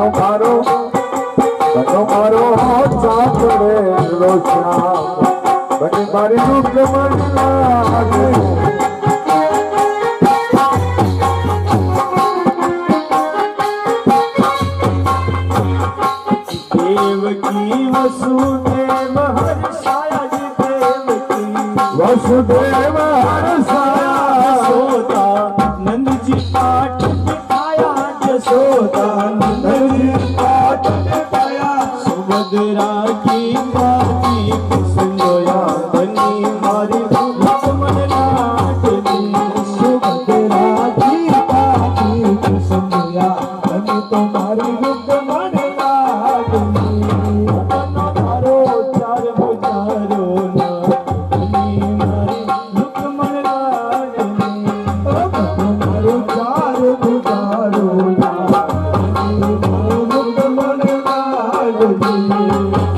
मारी रुक्मण लाडली, वो मनीषा रुक्मण लाडली, मनो मारो द्वारिकारो नाथ, मारी रुक्मण लाडली, मारो द्वार बुझारो नाथ, तुम्हारी रुक्मण लाडली। बराती शिव ब्रह्मा मन भाया जी, बराती शिव ब्रह्मा मन भाया, गरुड़ चढ़ लक्ष्मीपति भी आया, गरुड़ चढ़ लक्ष्मीपति भी आया, इंद्र ऐरावत चढ़ आया, बनी मारी